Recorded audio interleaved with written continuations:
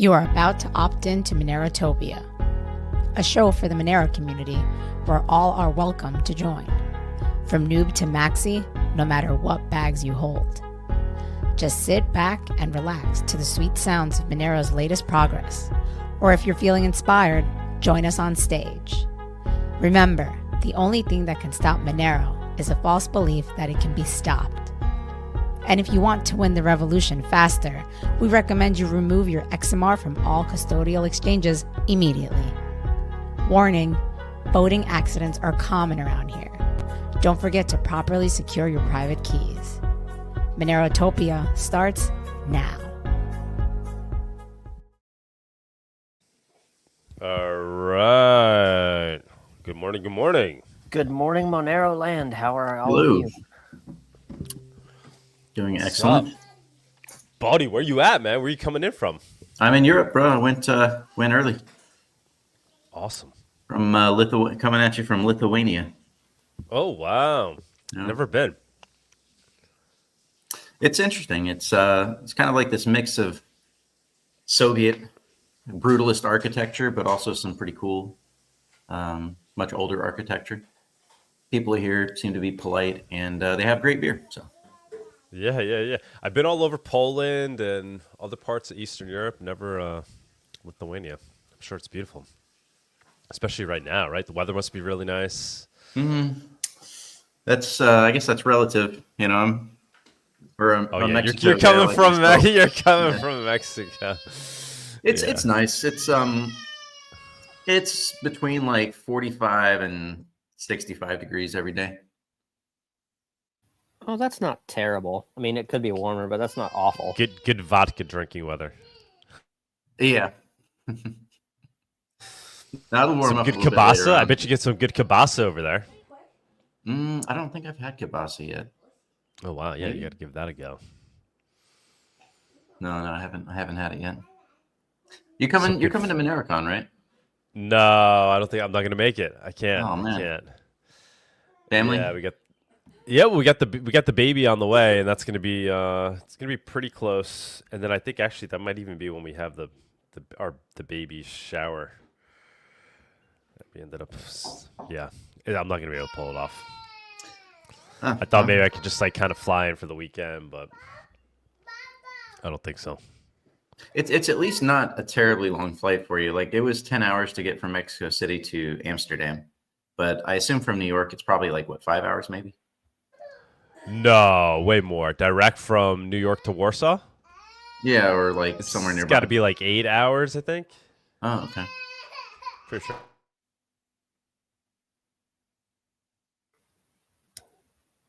Yeah, if that was 5 hours, that'd be amazing. No. You're gonna have a heck of a lot of fun with your one child being so young and then having another baby on the way. I know. Tell me about it, man. I'm not ready for that. I've done one at a time. You know, Franya's almost 12 now. And then Penelope, you know, essentially 11 years after Franya, but two little ones at the same time. That's like a whole nother world. So yeah, guys, I just might just disappear one day. You know, you stop hearing from me. I don't know. No. If Douglas disappears, then the baby monster's got him. They'll be incorporated into the lifestyle. They all came to the last Monerotopia. It was great. It worked out. Nice family vibe. A lot of people brought kids this year. It was very nice. So I guess the hardest part is just the that first year or two, huh? Is that basically? Yeah, they kind of, you know, once they could figure out how to survive on their own in terms of not kill themselves and just being in a room, it gets a lot easier. Like, ooh, electricity socket. Yeah, once they get beyond that, like, it becomes much easier. I can't remember where it was. It might have been Aaliyah posted something to the effect of, "I used to be a Marxist, but then I turned 3 or 4, something like that." Because she's like, "I made no demands. I did this, did that, and I was a Marxist, and then I turned 4." I wonder if Aaliyah's going to MoneroCon. That'd be cool. Yeah, I'm sad. I'm sad. I'm missing it. I'm sure it's gonna be fantastic. Get to hang out with the whole European crowd. And buddy, you're presenting, right? What's your presentation gonna be? Yeah, that simulation that I made last year, basically presenting the results of that. Some of it validates the original literature, the MDP literature, and some of it, I wouldn't say it invalidates it, but when you include network latency as a factor, it changes the outcome significantly. It actually works against the selfish miner. So that, and I found the simplification to the literature. Basically, they had these kind of complex state diagrams, and there's about, let's just say there's about 9 different strategies. There's kind of an almost infinite amount of strategies, but it's basically 9 strategies that a selfish miner could use.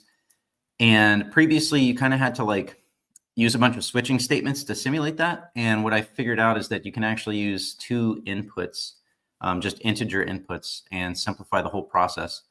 So I wrote it in about 40, 50 lines of code that actually implements a whole bunch of different strategies at once. So that's what I'm going to be presenting. Very cool, man. What's going on overall with the selfish mining stuff? Has there, other than what you've been working on, has there been progress in terms of dealing with it? I think the most promising one was Tevador's idea, but I also think that once Cubic ran out of money, everyone was kind of like, well, there's way more pressing things to worry about, and obviously FCMP. Yeah, I mean, does that kind of in a way means like, the attack didn't work. Obviously, it hurt us, but ultimately, it's really hard for an attacker to pull off what they were doing long term. Yeah, Like they had to pay for the privilege of attacking the chain, basically. Yeah. Okay. So you think it's something that we'll continue to work on, or it's really been backburnered? I don't know. That's a good question. I think it is something that people do want to revisit, and I think it is a weakness that's been known about for a long time. We've just never seen it actually exploited, including on Bitcoin, right?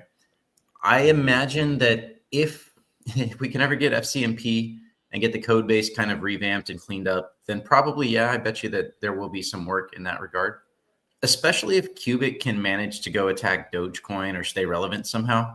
It's a dubious proposition whether they could even do that, but I kind of hope they do, because I think it would be riotous laughter to see Dogecoin selfish mine attacked.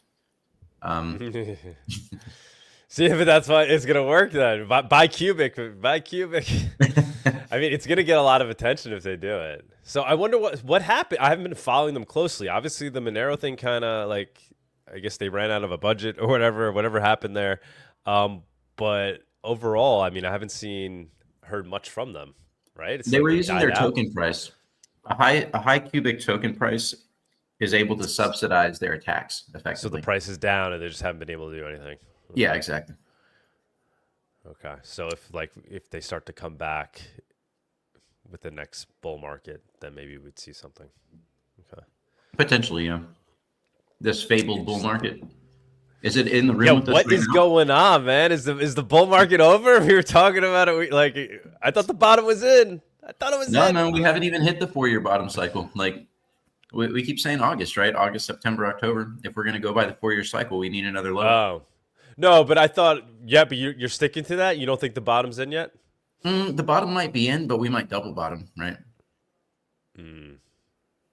Like, I think that there's still, like, crypto still looks like dog shit. The prices don't look good. Yeah, no. They could be plausibly finding a bottom, but I don't know. I guess we'll just have to see. But right now, yeah, I would probably, if I had to put my highest, most likely probability, it would be a double bottom. Wow. I'm going to say no to that, because I just feel like that's like everybody's been like going, like thinking in that direction. It's like everybody's like literally just waiting for this to happen. I don't know. The XMR mining code has been removed from the Cubic code base. Wow. So they're I guess they're moving on. Yeah, good riddance. It's good. It's kind of like we make fun of them and we hate on them, but they actually showed that this kind of attack is possible. And for someone with deeper pockets, right? Let's suppose some loosely affiliated intelligence corporation, right? If there was deeper pockets there, they could have supported a further attack against Monero. Crypto can go lower. Yeah, it certainly can. It certainly can. It's been pretty. It's been like a flat tire, right? I mean the broader markets have been kicking ass. Crypto's not doing anything. If anything, it's Yeah, moving in I the mean that's been opposite the theme. It's moving in the opposite direction of everything. Like what the fuck? That's been the theme of the price report for at least the past month, maybe 2 months, is that don't expect Yeah. much from crypto, sideways chop, but stocks, especially AI and tech stocks, like that's the place to be right now. Well, see, Yeah, that means yeah. that means it's the time to buy though. When crypto is flat as a Right. pancake, that means it's time to be loading up on your Monero bags because we That's will the way get I look at it. we will get the bull market again. It's going to happen, and when you do, the more you load it up on, the better you're off you're going to be. Yeah, the capital is going to move back into crypto. Not all of it. Probably hopefully this will be like the real transformative stage wherein we filter out most of the crap projects. Maybe that happens now.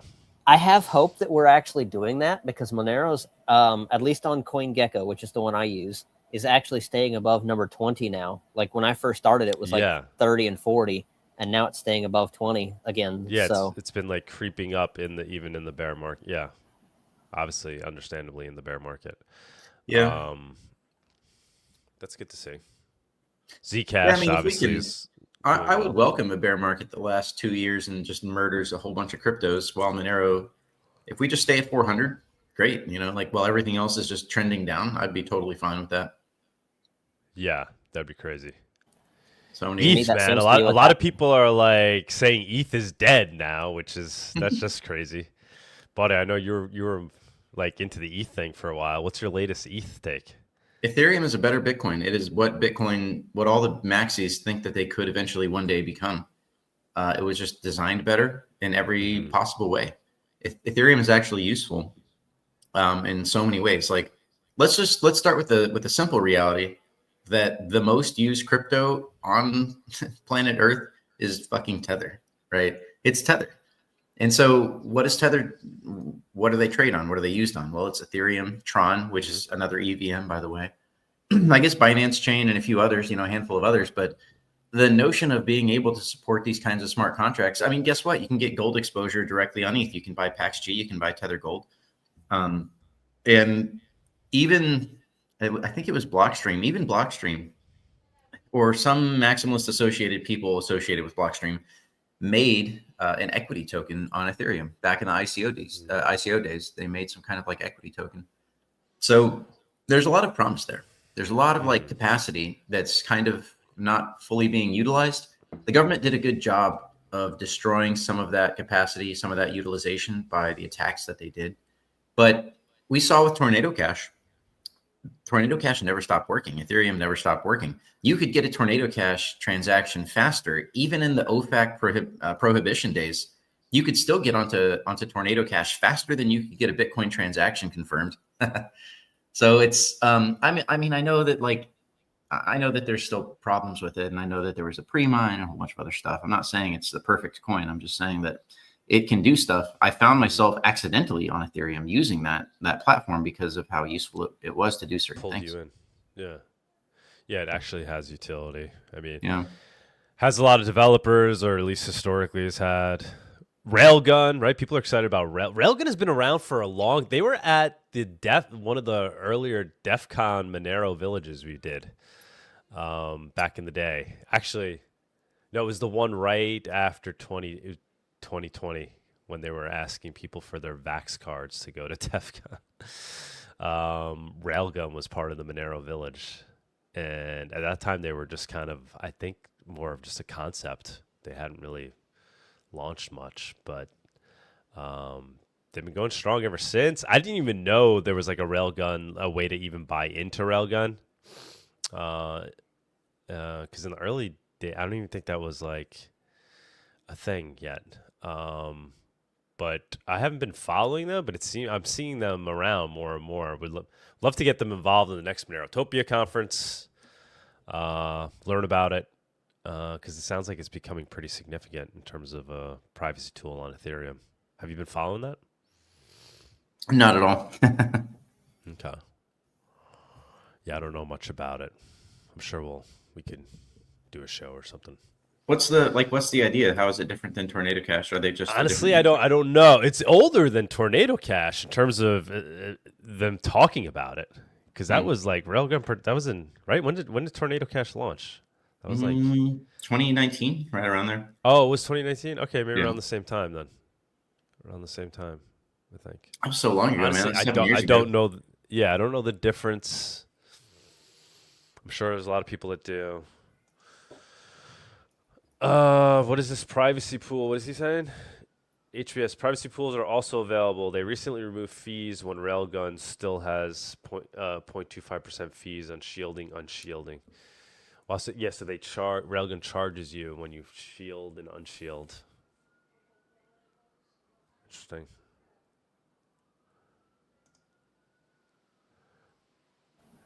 Railgun and privacy pools check the assets being shielded so bad guys' funds are not mixed with clean ones. Okay, all right. So they're not based. Interesting. Yeah, that sounds notably unbased. Like, Yeah, right. It's like, oh, that sounds interesting. Oh, never mind. Who's determining? Yeah. Interesting. Okay. Well, we could still go down the Railgun rabbit hole at some point, even if it is to expose them. I mean, one thing about Tornado Cash, if you go through Tornado Cash and then deposit those funds onto an exchange, expect to lose your funds. Expect to get your account frozen, canceled, removed. So maybe Railgun will give you some approved, sanctified privacy corporately. Right. I would be curious. I have no idea, but can you take funds out of Railgun and drop them directly onto an exchange without ill effect? That would be an interesting question. I have no idea. Maybe HBS knows. You could take Tornado Cash funds and send them to MicroStrategy's Coinbase account and get their account frozen.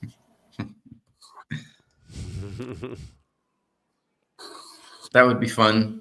I'm pretty sure that Sailor has some connections somewhere that can clean up for all that. Yeah, probably. All right, guys. Yeah, we have like 50 live viewers. Like and share. Let's get a bunch of people in here. Big show today. Smash the like, retweet it, get the word out. Monero's doing well right now. I think even today looks like it's like kind of going up while everything else is going down, which is nice to see. But that was after, I guess, a pretty big pullback that came out of nowhere. Yeah, that dump yesterday, I didn't really believe it. It was too like that red candle. I saw it and I was like, nah, I don't think I believe that. We'll come back. We'll bounce back. I saw that and thought the same thing, actually. I was like, no way. That's not, no. It's basically everything else was dumping. So it could be one of these things where like when everything dumps and your cells trigger that this happens on the stock market too, where you just sell everything. Like it's just smash the sell on everything. And so you get this like wick down, but it's weird. It was like Monero was selling more, it was falling faster than others, which usually it's kind of the opposite with those pullbacks. The only sad part is that I didn't have any dry powder to get more. Yeah, I know. It's never the right time. So yeah, big show today. We got Buddy. He'll do price report. He's chilling in Europe, getting ready for MoneroCon. And then we'll bring up, looks like he's calling himself Elusive from XMR.bar. I think it's going live today, their prediction market. I was checking it out yesterday. It looks pretty cool. So we'll have them come up on stage and they can tell us all about that. I don't know if Tony is with us. Is Tony going to do news today? I haven't heard from Tony. I just asked right before the show if he was going to do that, and I haven't seen a reply from him yet.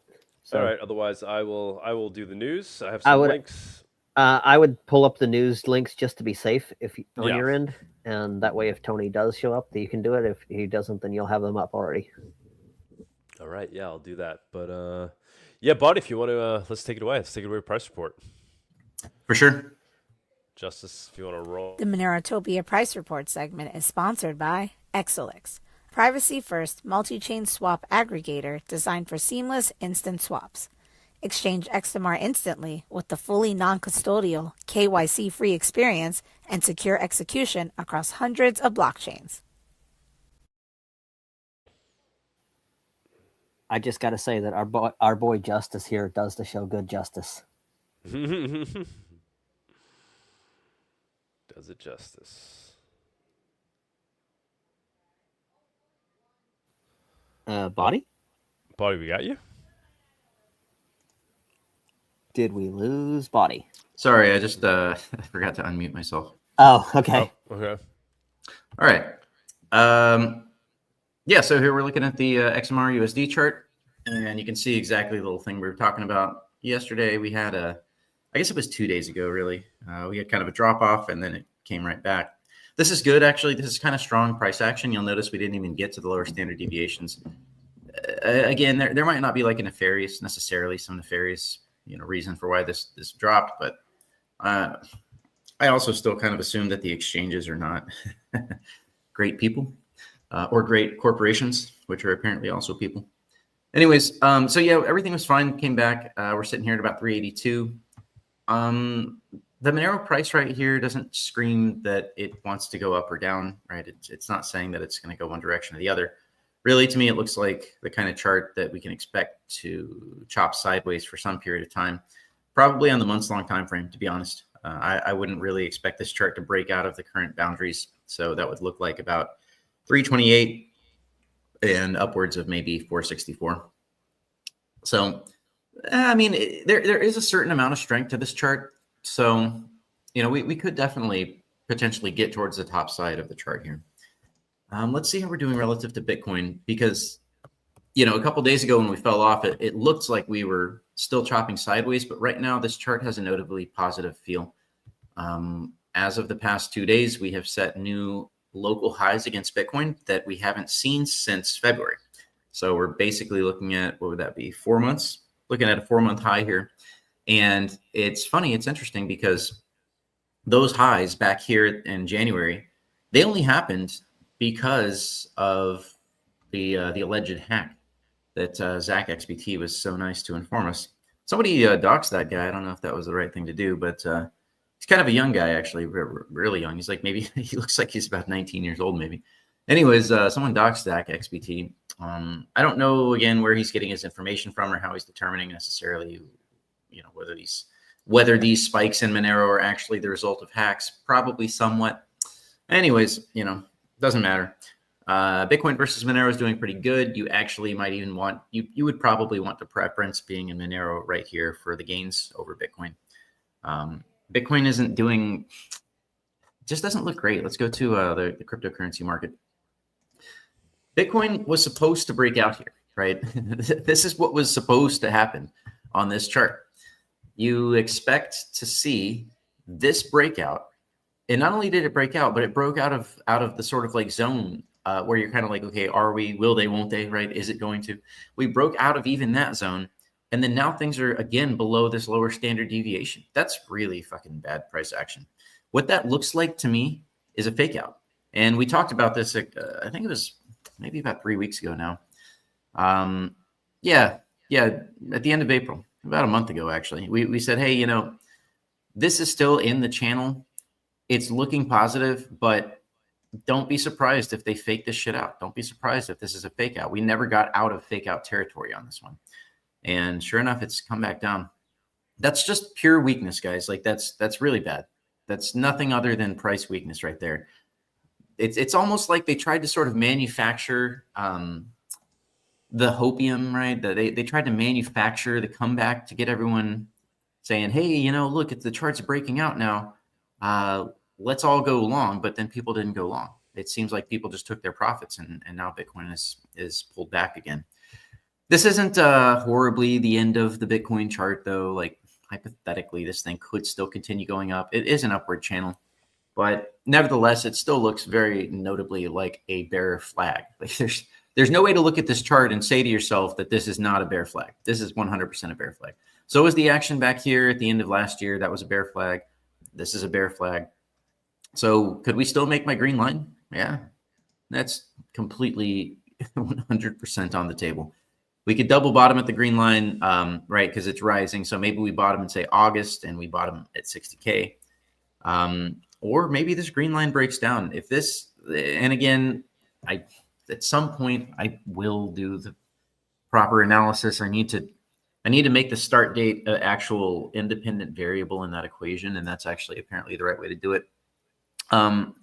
I'll do it eventually, and we'll have the correct line. So right now, this line is centered about what I think it could be. The highest version of this line could be 60K. The lowest version of this line could be about 50K right now. So that's kind of my area of uncertainty because I didn't do the math as perfectly as math demands to be done. At any rate, where is Bitcoin going right now? I don't know, but the fake out bullshit that just happened doesn't look good. And we are now going into June, July. This thing could just push sideways, pretend like it's going to try and break out, and then just fucking dump in August. Like that could happen.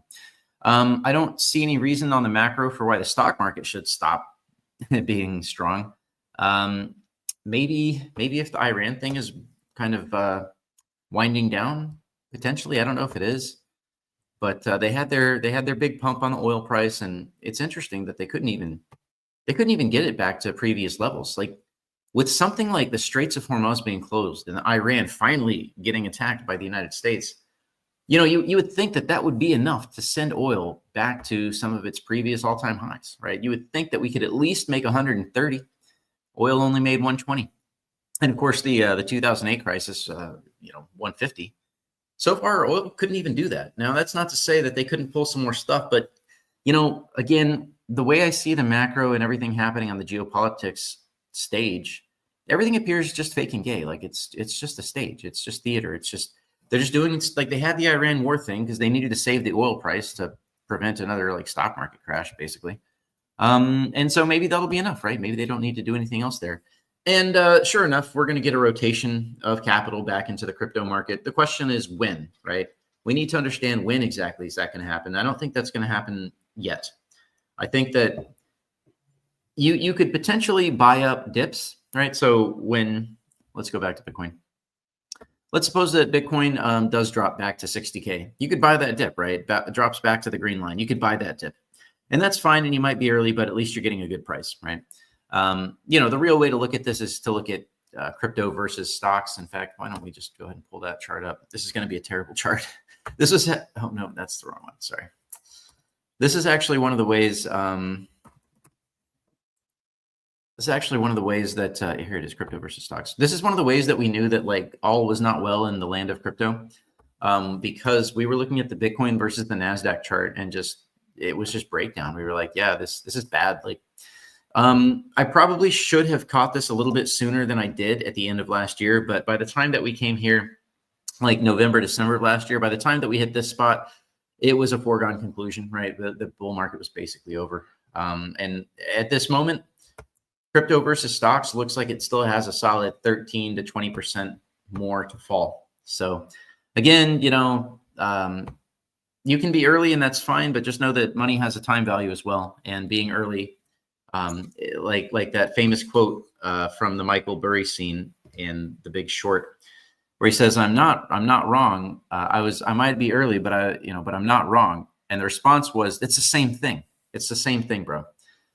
Which is, I know it's from a movie and everything, but there's a little bit of instruction in that.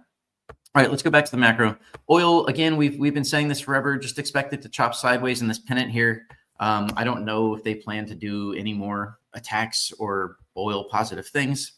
But if we come over here, we can see that commodities are definitely have peaked out and come back down. In fact, commodities, you can see this peak that it had. This was insane. Like even back in 2022, when the Ukraine thing kicked off, commodities, they spiked, but they didn't spike this much. Like this is a massive, massive move in commodities. So my assumption is that basically the commodities peak is, it's basically, the main move has already happened. Could this thing make another spike towards the top side? Of course it could, but the main move has already been made and money is already probably starting to rotate out of commodities. Currently that rotation is obviously in the stocks. Right, stocks here in blue, you can see they've just been crushing it. Stocks tend to usually just crush it. So again, guys, that's the play. We've been talking about this for a while. The play is stocks. You want to be in stocks if you want your gains, and if that means that you got a KYC on their fucking platforms, I guess. Excuse me, drinking some coffee. All right. We got the dollar index. It's doing exactly what we said it would do, which is nothing. It's just going to push sideways. That's what you want. You want to see the Dixie stable, flat when we're talking about stock market gains. Next is gold. I think we're all a little bit sad about gold not doing quite as well as we would have hoped it to do. This doesn't mean that the bull market is over, but this looks suspiciously similar to all those other times that gold had a big blow off and then didn't do great. And now stocks are doing good. And guess what? They want stocks to do good because they want people to sell their gold and go into stocks. It's as simple as that. Like gold has done basically nothing for the past 6 months now, 5 months. It's just been, it went up, it went down, right? But it's been overall flat for about 4 or 5, 6 months now. And people, they get impatient, right?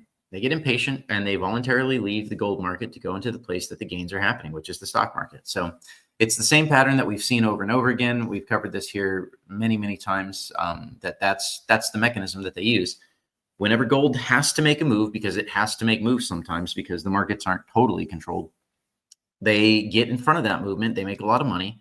They push it way high, right? They blow that price to the top side, and then they start capping it. They start using their nefarious means to cap the gold price. It's just what they do. Basically paper gold.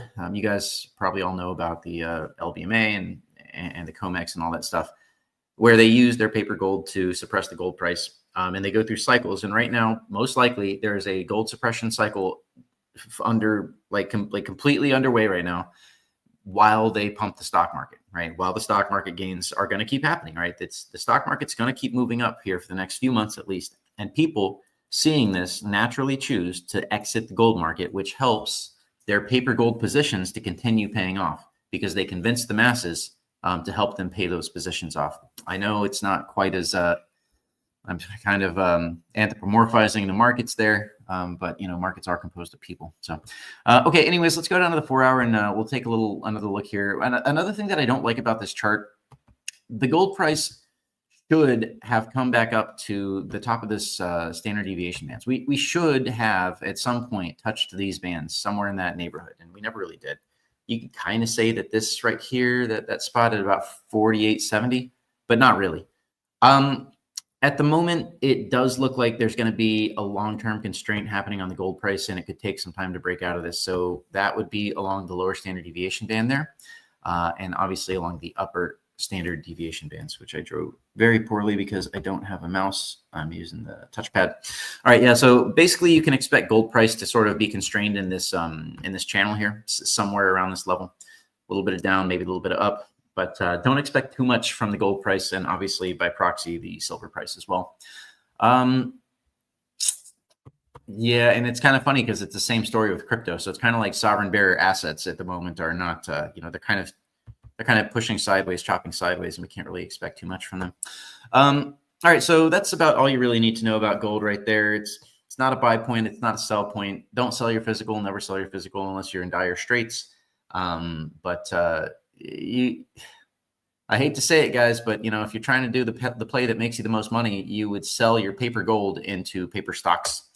That would be the play here, and it's been the play for a while. And you could still, there's still juice to be squeezed from that play. So just FYI, word to the wise. Let's see here. We can look at the total crypto market cap, which looks not as good as Bitcoin, but the chart actually makes more sense than the Bitcoin chart does, right? And this is, again, it's unsurprising. Yes, Bitcoin comprises about 60% of this chart, but they can push individual cryptos up and down. They can do fake outs with individual ones, but overall, there's sort of this bonding, if you will, of the overall crypto price bonded to how much actual cash is wrapped up in that whole system. And Tether is also integrated with that as well. Anyways, this chart does look to me a little bit more sane than the Bitcoin chart, but whatever. Really not much to talk about there. Stocks, I don't think we really need to talk too much about stocks. Everybody knows they're going up. They keep going up. They set a new all-time high this week. Of course they did. Here's the S&P 500. Yeah. Yep, actually closing at an all-time high, basically, except for that tiny little wick. But no, they say stocks are going up. I'm a broken record on this, guys, but they're going to keep going up. I hope you guys own some stocks. I really hope that you guys have stocks. You're going to be missing out here for a while. Let's see. Nothing really happens with the balance sheet. M2 always goes up. The inflation numbers, we covered that last week. And I don't think, we can look at the Monero hash rate. Hash rate is doing okay. It seems like notably definitely in a downtrend for pretty much the entire year. But it's still basically at or above where things were last year. So yeah, that's pretty good. And the transaction counts never change. This is actually the chart that nothing ever happens. Literally, this chart, like it's always the same. We're always at 25,000. We're almost trying to push into the 30,000 range. The lows keep getting higher, but I don't see the highs getting higher. That's the problem. So, whatever. I guess it's fine, right? All right, guys. I think that's all I got for you. Nothing exciting happening in the markets except for stocks steadily moving towards the upside. I have a question for you, Body. Sir? I've heard that the Iran war, the Strategic Petroleum Reserve is being drawn down, and some of the demand has been killed by demand destruction, and that we could potentially have an issue with a shock at the very end if we run out of oil here in the SPR, and there's no oil to replace it from the Straits of Hormuz, that oil could shoot up. Thoughts? I suppose that's possible. I've seen it many times where the strategic oil reserve has been depleted. This wouldn't be the first time that they've done that. They'll build it back up when things calm down and there's more ready, easy access to oil. I think the United States in general does have easy access to oil. Another big part of this is just the kleptocracy. It seems to me that having the Straits of Hormuz closed down and all the oil price, all the problems with the oil, that allows them to push the gasoline prices sky high. And it's funny because oil is sitting here at, what was it, like, what are we at, 100? Oil is sitting here at $87. I remember back in 2008 when oil was $150, but the gasoline price was half of what it was now. So it's just the kleptocracy. It's just them, like, it's another aspect of it. The oil companies can now charge a shitload for gasoline, and they say, oh, it's not our fault. It's the, right? Everyone get pissed off at Exxon Mobil and all these guys if they just like raise the price of gasoline to $6 out of nowhere for no reason. But now is a beautiful excuse. It's magnificent excuse. I'm sure that there are people getting kickbacks on that one too. So that would be my thoughts there, bro. Cool. All right. I don't think I saw any XMR chats. So guys, is XMR chat working? Send us an XMR chat. Let's make sure it's working. xmrchat.com/Monero Talk. Someone said, are you going to play the video with the gambling rabbit today? We are going to play the video with the gambling rabbit today. I mean, yes. It's XMR bar, right? Like, we might be replacing that video though with because now they're launching XMR.win. So somebody's asking, I don't know if you answer this, Body. What are the entry points to stack Monero? Always, every day, all day. Obviously, we're going to 10 million. No, okay, let me try and give you like a real answer then. Here? No? Where's my XMR chart?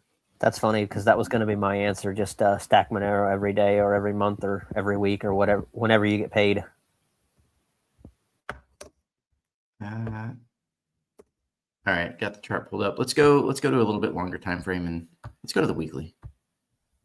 So if crypto is going to have a little bit of problems, and I think that a double bottom is a very reasonable thing that could happen. Again, it doesn't have to happen. Everything, we got a lot of inflation and all the stuff goes up. All the numbers go up a lot now. And inflation is, again, we're at like 4% inflation again. So it's possible that it's possible that we don't really get many big pullbacks. I guess, I don't know, man. Like, I would just say buy on dips, right? If you see the price dipping, if you see a big spike down, then just buy, right? That's probably your best bet here. I'm not liking this weekly. This almost looks like a head and shoulders. Right here, you would say head or shoulder, head, and then potentially shoulder if it goes back down. But no, I'm not sure if I believe in head and shoulders as a pattern anymore. No, just buy, bro. Just buy. Whenever you see it spike down, like recently, that what happened in the past day or two, that would have been your buy point, right? Let's zoom in here a little bit. I move slower again because I'm on this touchpad. I'll probably get a mouse here. This was a good buy point, right? Like this thing spiked down, and that's an uncharacteristic spike, down about 13% in a single day. Just buy the dip, bro.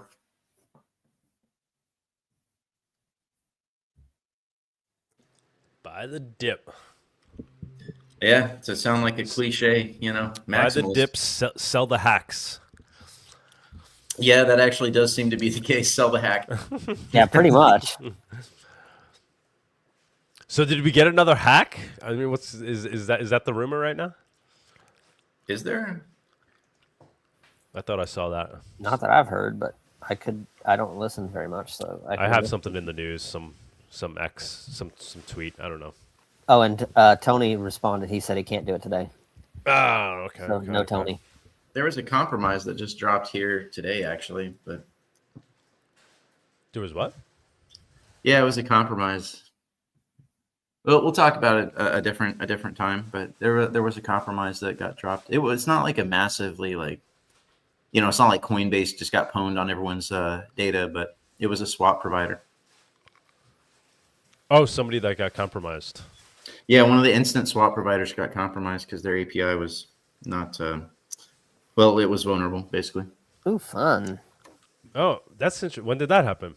Well, it's been that way for a long time, apparently, but it got posted like just today, like maybe like an hour ago. Oh, Yeah, it's like brand what new. is it? Oh, you don't want to say? I won't say at the public, moment. right? Yeah, it's public now, but I won't say at the moment out of respect for our sponsors. Okay. Okay.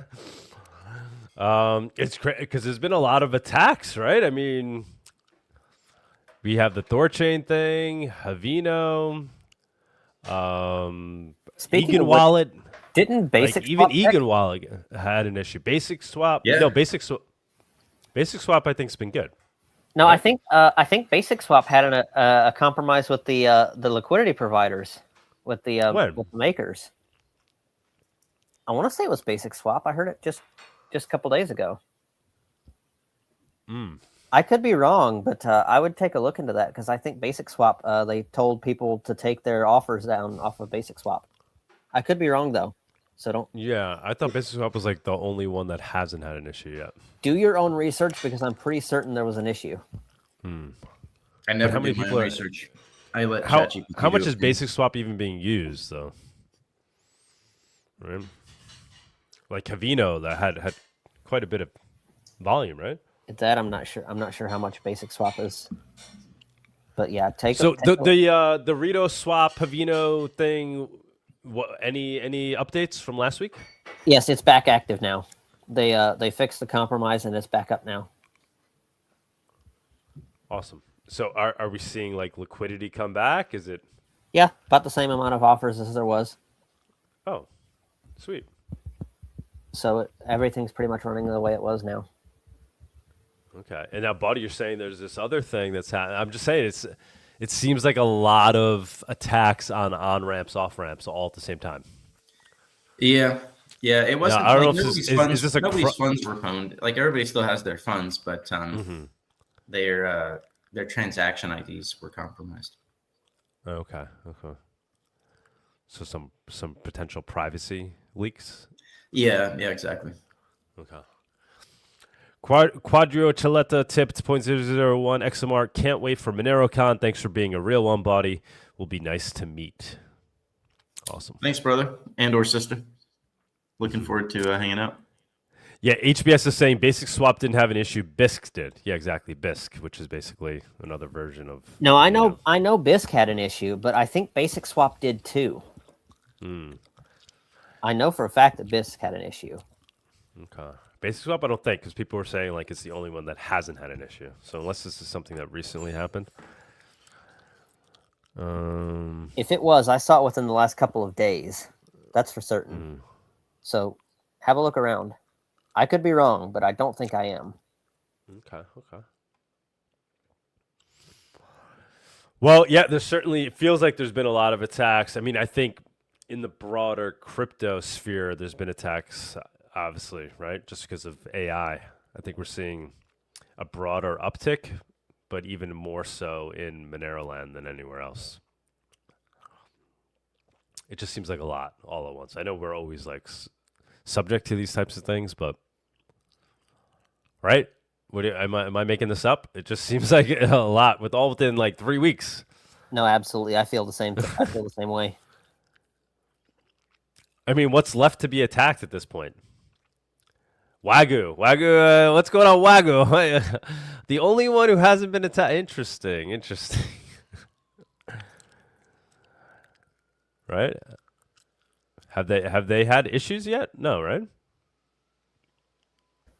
Okay, yeah, I'm looking here and I see a Noster post from May 20th that said basic swap Dex has a current bug too at the moment where an attacker can exploit.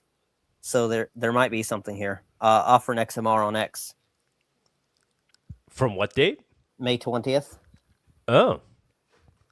He's the one that knows. That would be 10 days ago. So we can get offering up here one of these days again.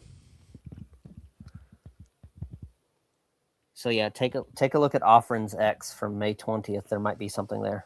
Okay. Well, yeah, like I said, I mean, there's definitely been an uptick. But hopefully, it's just a wave of attacks. Things get fixed, solved. I don't know if it's that people are using AI to find these flaws, these weaknesses. But either way, I mean, it's things that need to get exposed anyway eventually. So just rip off that Band-Aid. Looks like Thorchain is still plowing ahead. I don't think they're back up and running yet. They're still moving forward with the Monero integration. Haven't heard any news from Sarai. What's going on with Sarai? Maybe they'll be the guys that took 4 years, 5 years to develop their platform, but maybe they do it right. Maybe they never have compromise. That would be cool. Watched everybody else get slaughtered, and then they just step out. Okay, we're ready. Apparently, what we really need are liquidity providers. We need more people on Rito Swap, right? We need, because supposedly there's only like one major liquidity provider, and he's charging like 10%. On RetroSwap, there's only one person that basically sells? Yeah. Monero's price is so stable, you would think that would be a natural fit for liquidity providers to jump in there. Because liquidity providers do best amidst stable prices. Well, and what market is this? XMR Bitcoin or XMR dollar or XMR euro? Which one? I don't know what the main liquidity is there, but I just maybe I was too easily believing what I saw on Reddit or Twitter, but it sounded to me like there was basically one major provider, one dude that was providing all the liquidity for Rito Swap. So we probably need more. There's weird math, like it's hard to do that in a way that there's just weird math involved where you get something called impermanent loss, both permanent and impermanent loss, that can happen even in stable prices. You're more susceptible when price is moving, but you have to account for that. And if you don't, then you could end up losing money as a liquidity provider. Well, the thing is being a liquidity provider in Monero Bitcoin market might be one thing, but in the Monero fiat market is a whole different story, because then you're going back and forth between fiat and taking that risk every single time of somebody either screwing you over or the government taking notice of you and closing down your accounts. Yeah. So being a liquidity provider in fiat is a really dangerous activity. Doug, you're muted. What is Enigmatic Troll saying here? Just entering, not sure you discussed it yet, but yesterday Kraken stopped transactions to Hobby sanctioning for Russian connections. Down goes one of the last KYC exchanges to sell XMR. That's crazy. This is the first I'm hearing of that. That's That's a shame, but yeah, I mean, Huobi But was, not that Kraken is delisting, that they're no longer providing to this other exchange, Hobie. yeah, Huobi is one of the few Huobi? Yeah. remaining like exchanges that has XMR that you don't have to KYC. Oh, and they were non KYC. Oh. Yeah, it was Huobi, And and they're- then I always forget the other one. It doesn't matter. What's the other one? Qcoin. It's which? What is it? Qcoin. Qcoin? Yeah. Huobi and Qcoin were kind of like the last remaining non KYC centralized exchange platforms. Where was that one? Where was it out of? Do you know? I don't know, probably some island. Oh no, I was wrong. I just found the thing from Aliyah. It is Eigen wallet makers. My bad. Yeah, the Eigen wallet story. That one I saw. That's crazy because that's atomic swaps. Well, there were two They've two managed Eigen to wallet things. fuck There with was that. one DDoS, and then there's apparently an actual bug in the code that allowed makers to get their offer stolen. Okay, so it's two different flaws. Well, at least we figured it out. Kraken delisting Mica, as Regulation 76 said, CASPs have to choose between keeping the EU market or sell anonymous coins.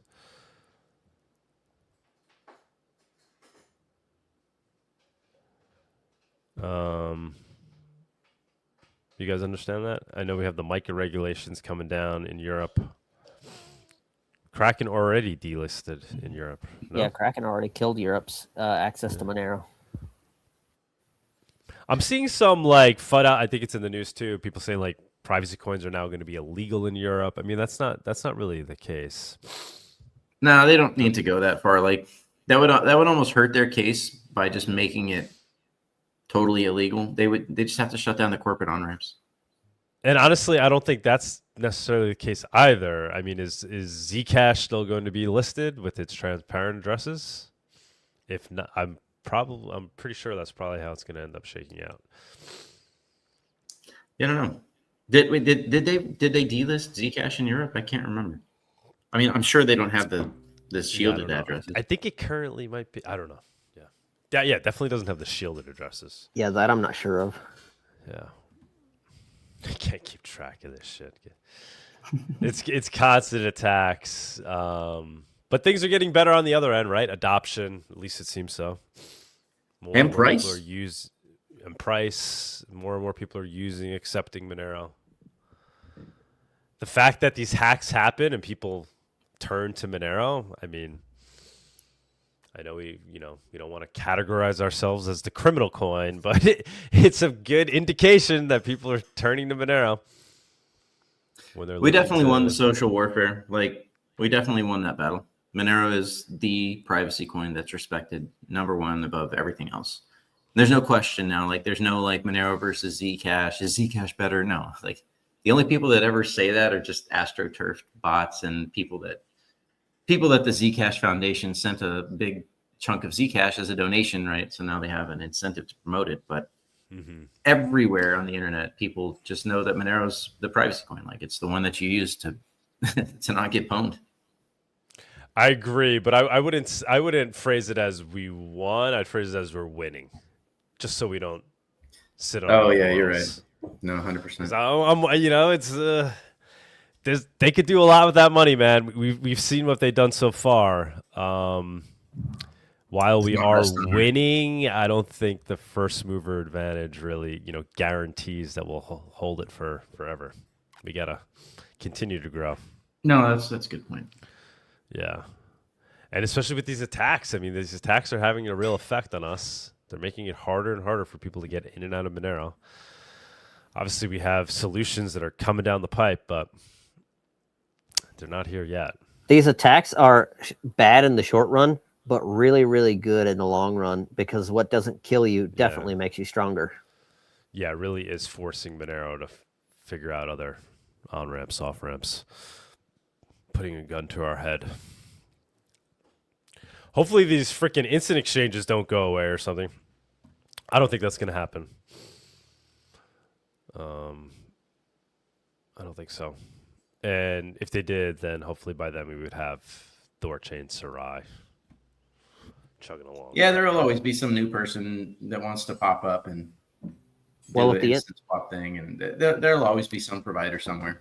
if the instant swaps go away, then I will be doing all of my trading on ReToswap. Yeah, I guess you'd have to.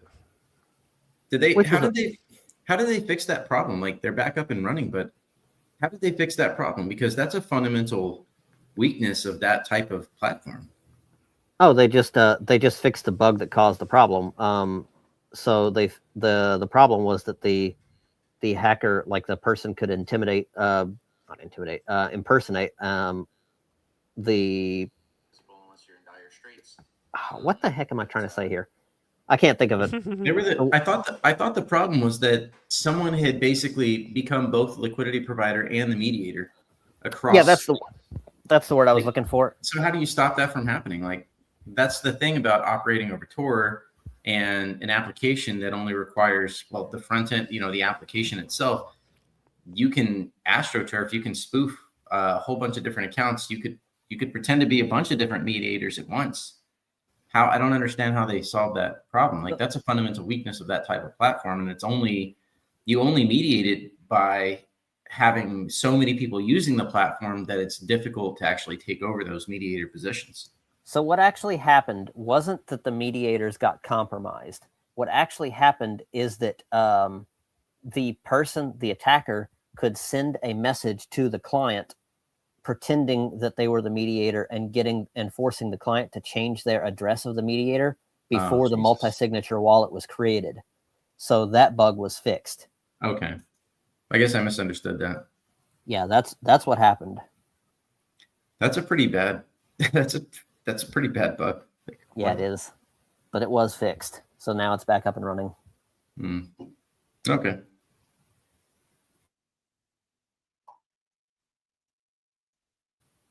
Should we move on? Anon tips 5 million arrows. Thank you, Anon.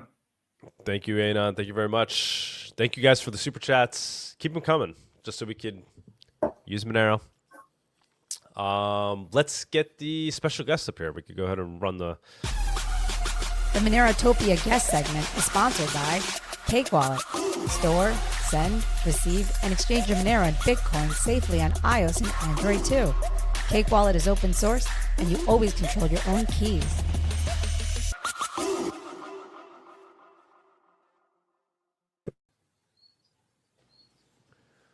All right. Elusive. Hi, guys. Hi. How's it going, man? How are you? Fine, thanks. How are you?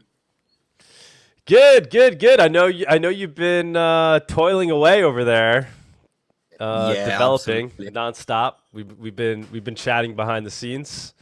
I've been watching your progress. Very exciting. To those who don't know, Elusive currently runs xmr.bar, but they have recently launched xmr.win. xmr.bar is pretty simple. It's just a way to bet on dice in a provably fair way. Very cool fun use case for Monero. XMR.win is aiming to be a full-fledged prediction market, but one that's Monero based. So yeah, Elusive. Am I accurate in saying all those things? Yes, absolutely. You're very accurate. I want to say I'm sorry for my English, but I've been awake for the last I don't know how many hours in order to get ready for this release. XMR.win is the first Monero prediction market. You can deposit any crypto using Trocador. You can, of course, deposit directly Monero, and you can withdraw Monero. We are working with partners to integrate them in order to have more seamless user experience for both deposits and withdrawals in any crypto. It will come in the next few weeks. Well, you already have Trocador connected, or Yes, Okay. we already have. so people could effectively purchase credits with Monero or any other crypto, and then it's auto converted into Monero. Exactly. Yes. Okay. For now, for this first week of release, we only have crypto markets live for predicting the up and down price in 10 minutes and 1 hour slots. Wait, hold on. I'm trying to. Who's got this? Why is the screen? Hold on a sec. That's weird. Share screen. Okay, there we go. Go ahead, continue. Perfect. Right now, we only have crypto markets where you can predict the up and down price in 10 minutes and 1 hour slots for Bitcoin, Ethereum, and of course Monero. Prices are streamed from Hyperliquid. From next week, we will also have classical markets like Polymarket does. And we will also have custom markets for the community, for the Monero community. We have a page. If you go at the end at the end of the website is the suggest a market in the resources section, where users can submit suggestions and propose a market. The only requirement is having a valid source for the resolution. And yeah. Do you want to bring it up on your end actually? Because if you could log in and then you could actually show people. Unfortunately, I'm from my phone. I can't right now. If you can create an account really quick. Yeah, maybe I could do that. All right. So you're initially just launching with just crypto. Like, I mean, with just being able to bet on the price of crypto. Correct?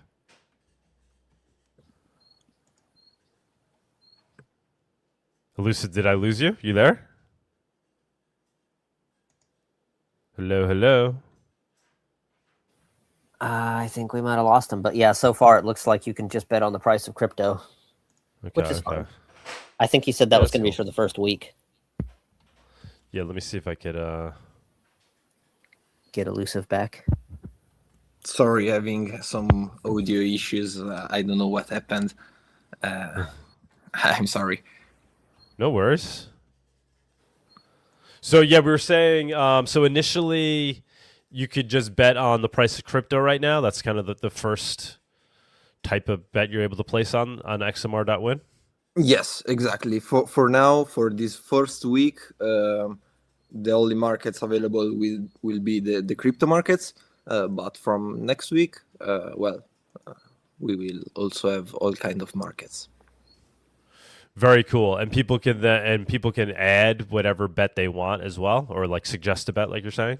Yes, they can suggest a bet. We will review it, make sure the source is valid, and that suggestion will be either directly put into the market, or it will have a community vote on the platform to let the community decide if they want that market or not. Oh, okay. Very cool. Very cool. Let me see. Trying to create an account here. All right. Creating an account was very easy. I like that. So no, Yeah, we no don't email. require Let any me bring it up. emails or anything. Fully zero KYC. We absolutely don't ask for your name or anything. We only need a username, password, and you can set up your two-factor authentication or passkey as you wish. Awesome. And yeah, I mean, it's fair to say that this is you could be quite private on here and anonymous. You could place wagers on a prediction market with Monero, essentially anonymously and privately, right? Is that fair to say? Absolutely. All the markets are our own, so people are able to freely trade between each other. I saw a comment on the chat asking how will resolution work for polymarket bets. Well, it's really simple. We import bets from Polymarket. We only take like the title, and we track how it's going on the Polymarket end in terms of description and updates. But the market is our own, so the resolution is based on the first party source that also Polymarket uses. But the markets are separate, of course. We have our own. Now, recently I heard a news story that said something to the effect of very few people actually make money on prediction markets. What are your thoughts on this? Well, it depends how you use it. I think, of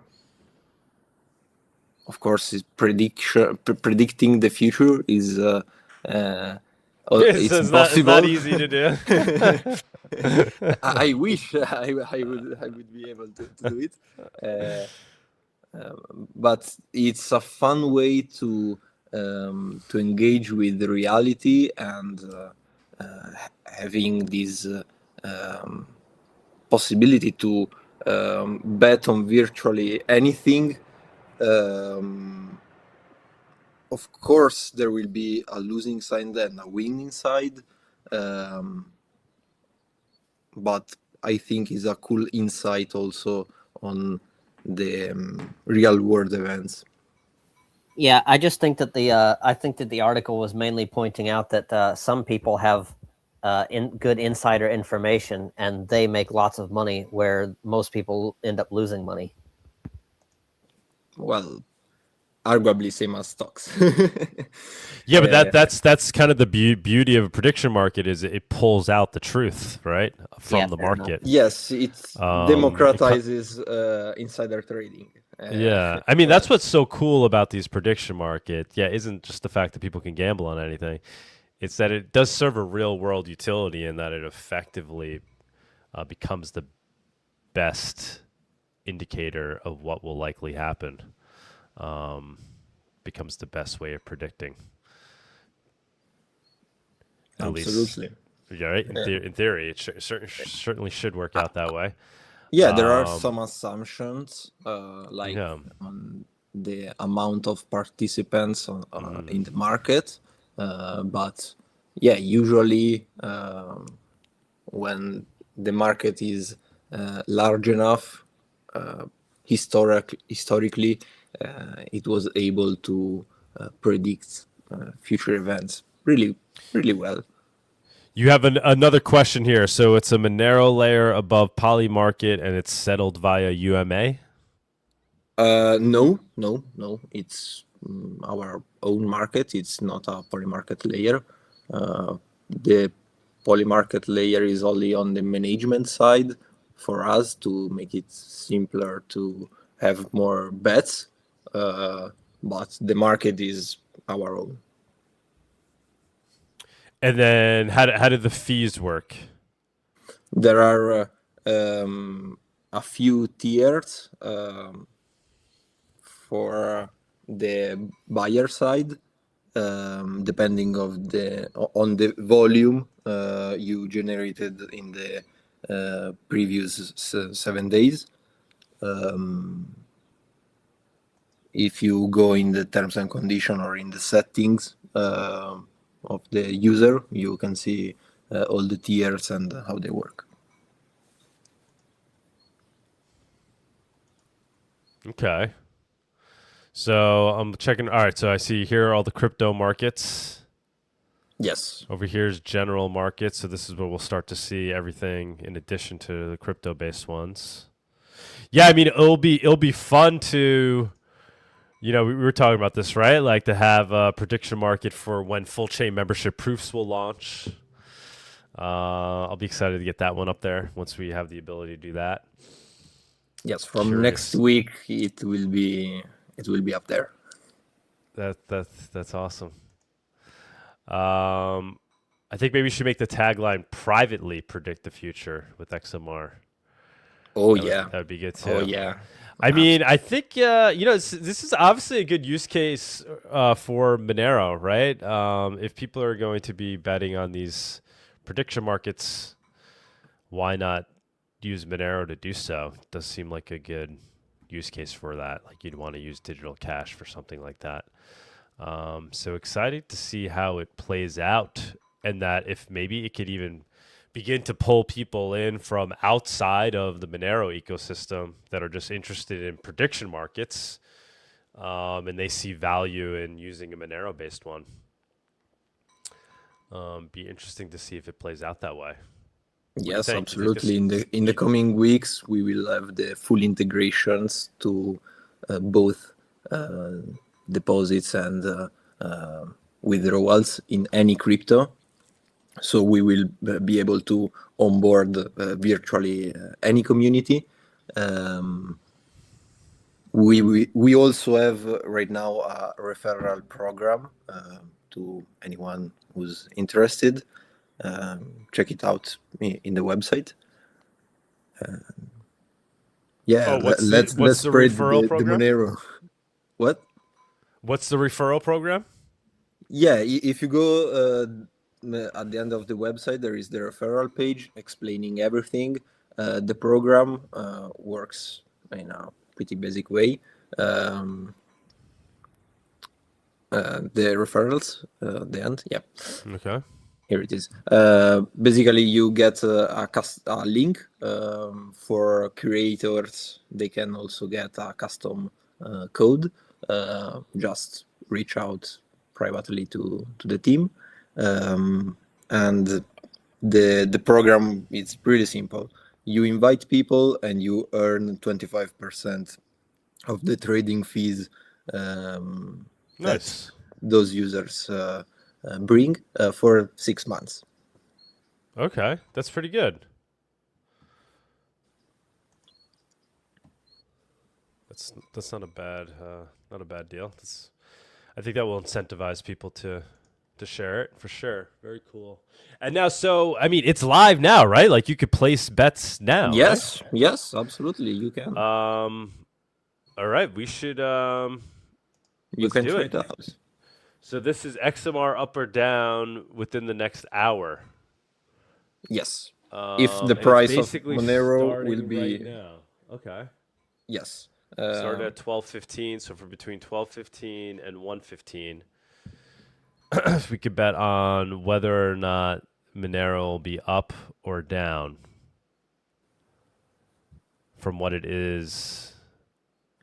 Resolves yes if price.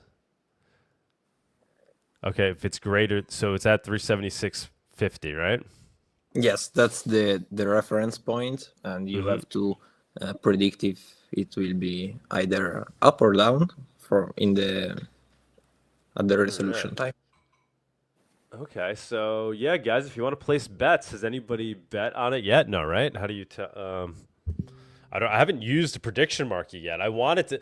Honestly, I'm so excited about this idea because I mean, what's stopping me is I don't want to connect a bank account or do something and use Polymarket. Like I went on there, I was gonna bet on the invasion of Karg Island. Like I was like ready to place a bet, but there was no way to just bet with Monero. Like I would have already placed my first prediction market bet. So I'm actually excited for this, but haven't used one yet. I'm not really a this big is the gambler right at all, time. guys. Like I don't play poker or I don't know. I'm not really into the gambling thing. But prediction markets are interesting because it's not pure gambling. You're you're betting on outcomes of real events. So there perhaps is some advantage in terms of being able to do. It's not just pure random gambling, right? It's kind of like options trading because you get a specific option, yes or no, and then you get a time period. And if it's yes within that time period, you get the money, and if it's no, then you lose the money. It's just basically like options trading. Right. Right, but it's not purely based on probability. It is, you could give yourself an advantage by putting work into it, right? That's true. And learning, right, and trying to make a good prediction. So it actually involves some skill, and if you want to dedicate time. Now, whether it's worth doing that, I don't know, right? A magic proposal. What's that? You Who's should that? submit this to Magic as a proposal. Submit this to Magic as a proposal. What do you say? What do you mean? Magic Monero Fund, this can be a proposal for them to fund. Yeah. I mean, it already exists. What would be a proposal for?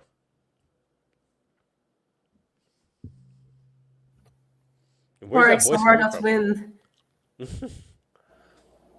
Yeah, he's saying it already exists. What would the proposal do?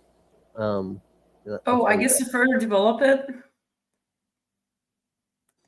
Yeah. All right, something to be considered. I mean, I think they're trying to be entrepreneurial with it. But yeah, if it comes to that. So yeah, guys, let's place some bets. Somebody place a bet. Somebody buy a share. Will Monero be up or down? Let me see if I can do it here on my end. I'm waiting for more real world events to go live. I have to deposit XMR to trade. Well, you can't trade for free.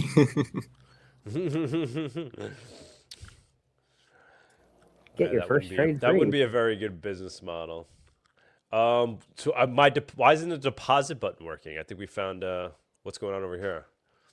Well, you have to go in your wallet section. If you okay. click I mean, over here, you might want to make this button active, right? For people that. Yeah, for sure. I'll add it in for the next release. Yeah.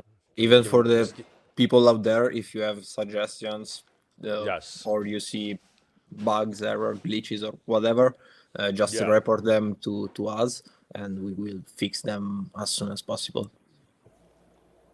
I recently heard. Okay. Go ahead.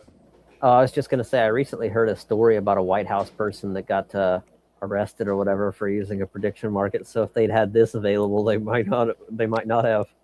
Should have used Monero. There's some utility in using Monero for prediction markets. There definitely is. All right, let me see. I'm going to try to load my wallet.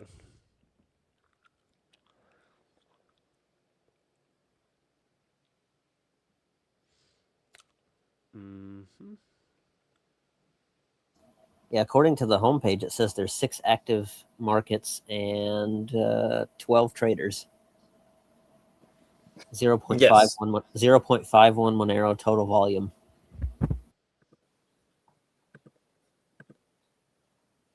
Yes, we have 3 markets for the 10 minutes slots and 1 hour time range.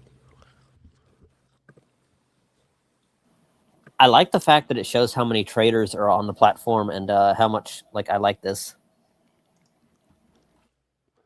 Yeah, it's actually very nicely designed.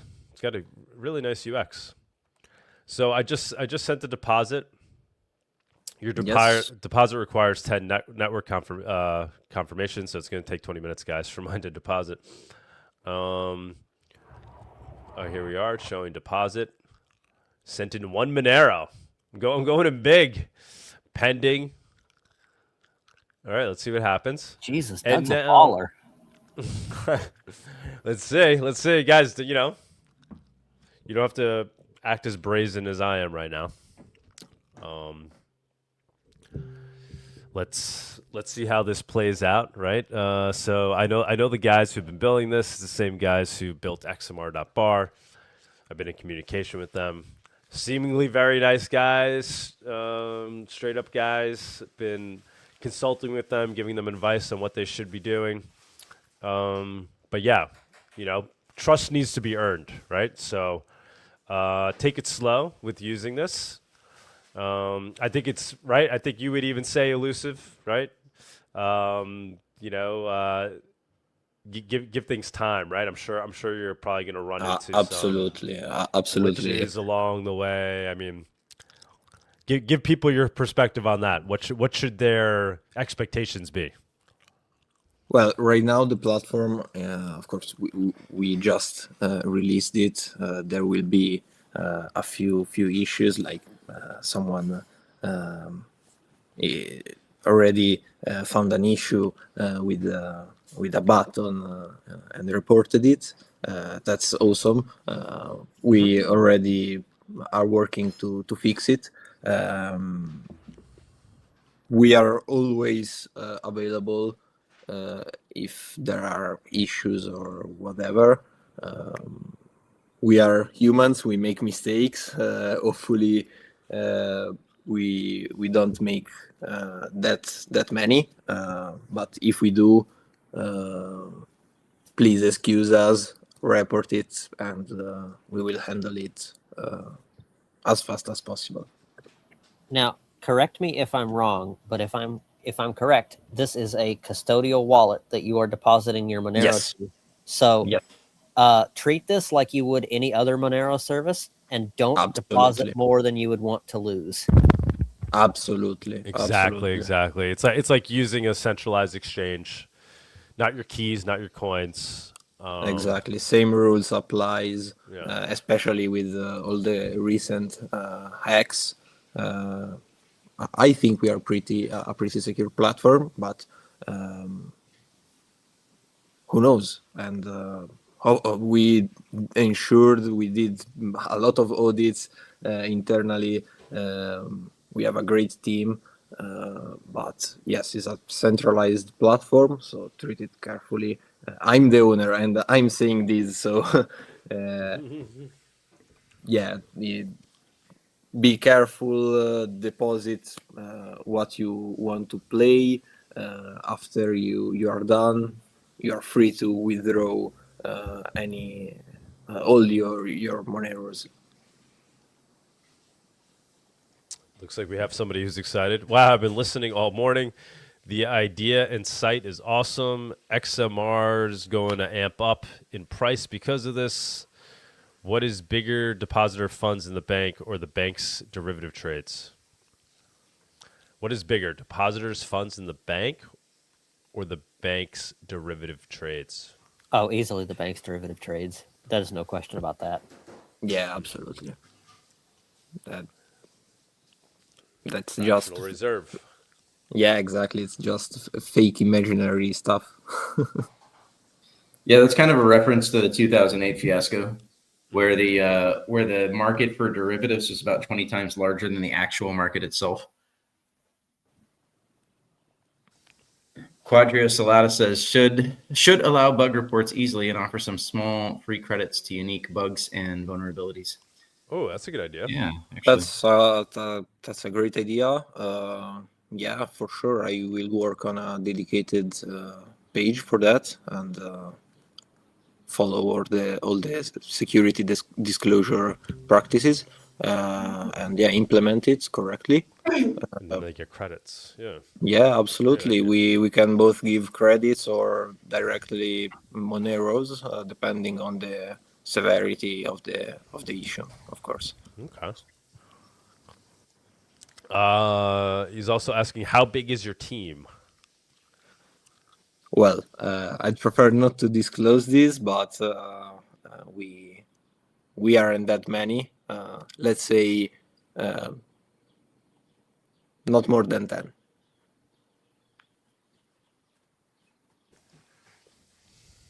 All right. I like this thing on the homepage. It's like a recent activity. Anon, what did it say here? Anon bought whatever amount of shares in unknown market. I like that.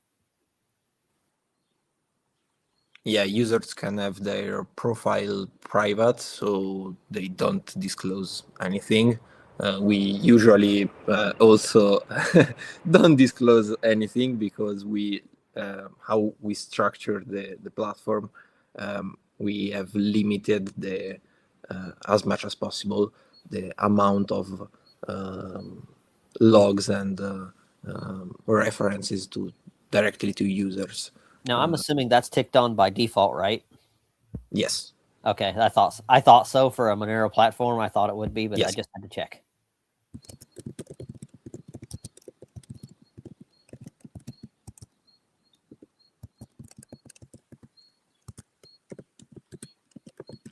Quadri Toletta is saying, good luck with your site. Careful about some governments not being happy for unlicensed. Some larger disclaimer for where you can legally operate would be good. Well, we are a platform in Stay the anonymous, bro. ether. Yeah, we are a platform in the ether, so we let anyone play. Of course, we let the users check if it's legal in their jurisdiction, if they can gamble, place bets or whatever in our platform. But if you're not allowed, please don't do it. But if you do, I will never know. So yeah, you might want to put up a disclaimer, right? Yeah, in the says to that effect. in the terms and conditions right, if it's legal in your jurisdiction. Yeah, we Laws of explain your everything. jurisdiction. Exactly. Yeah. Awesome. Has anybody been able to place a bet yet? Anybody out there placing bets? Let's see, Well, is it showing? Well, there's 12 traders, so. Oh, wait, 1 12 minute ago. Somebody. Yeah, I see a couple of 1 minutes ago. Anon bought 0.2 shares. Right? Is that 1 minute ago? Yeah. Yeah, I'm also trading and taking the Awesome. basically the risk because of course the platform is new, the volume is of course really low. So why is it saying shares of unknown market? It should be saying what? Shares of XMR up or down, right? I guess.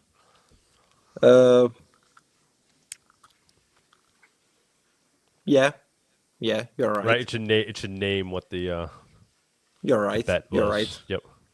I'm telling you, this is adding good. it This is right good. It's now. all these little things, man. It's all these little things. You want it so that when a complete noob comes, that's not somebody who's like used to using crypto and Monero, just somebody who wants to bet on a prediction market. You want to make it as easy for them to do it as possible. Yeah, doing the user experience and design right is extremely hard. So yeah, things like these, small things like this, really are really important. So yeah, if there are any, please report them, and they will get fixed. Awesome. And now you said that you have a trading, like a bot setup? Yeah, we have the team basically trading manually using AI agents because the platform, of course, we have public APIs. People can create bots, and we encourage them to do it. Great. They can that will bring liquidity, right? Yeah, of course. We have public APIs. We have documentation for developers. We have documentation for AI. We have an MCP in order to allow agents to directly trade in the platform and interact with it. We are fully agent friendly, so you can use bots or whatever you want. It's a free market. Awesome. Wait, so how do people tap into like if somebody wanted to make a bot for it, how would they go about doing that? Yeah, they can go in the API docs. docs. Yeah, exactly. API docs, Oh. and here everything is explained. That's really cool. Yeah, so guys, get on that. That's awesome. That will really help bring liquidity into it. Yeah, we I mean, encourage that's market makers and Mhm. whoever has the possibility and wants to be a market maker or do arbitrage or whatever he wants. We encourage them to make bots or whatever they need. If they need help, please reach out to us. We will be happy to support you as best as we can. Yeah. This is exciting. I mean, so what is the competition out there right now, would you say, with regards to crypto-based, Monero-based prediction markets? Is this the Well, I personally don't know of any other prediction market that is Monero based that is currently live. I might be wrong, but I don't know. Yeah, Of course, there is the I big saw rumors, competition. people talking about the concept, but I don't know if I saw it launched anywhere. So you might be the first. It's really going to be about liquidity, about making the best UX, best experience, where with as little friction as possible, somebody can basically place a prediction bet like they would on any other major prediction market, but even perhaps easier, right? No need to go through no need to do KYC. You don't even need your email. Yeah. A couple of clicks of a button, you're sending Monero and you're placing bets. So I mean, if something like this can't catch, I don't know what can in Monero, right? Like, obviously, XMR Bazaar is doing well. There's a real use case there. People want to buy and sell goods and services with digital cash. We're seeing some other, use cases, but something like this, I would think would really work. To be determined. The price of XMR will benefit as predictive market challenges will grow. If people start winning 10x from this versus just the price appreciation of Monero, FOMO, and Allure will take place. Yeah, there's all those reasons. And it just makes it easy for people to place bets with digital cash. Yeah, it says you win. It says you win 1 XMR for every share of the correct answer you get. So the fact that you can buy like 0.02 or whatever means that you'd win 0.02 if you're right. So that's kind of cool. Yeah, exactly. Of course, we used one Monero as a unit of reference because we are a Monero marketplace. Sure, we're definitely like that. Sure, we're definitely proofs.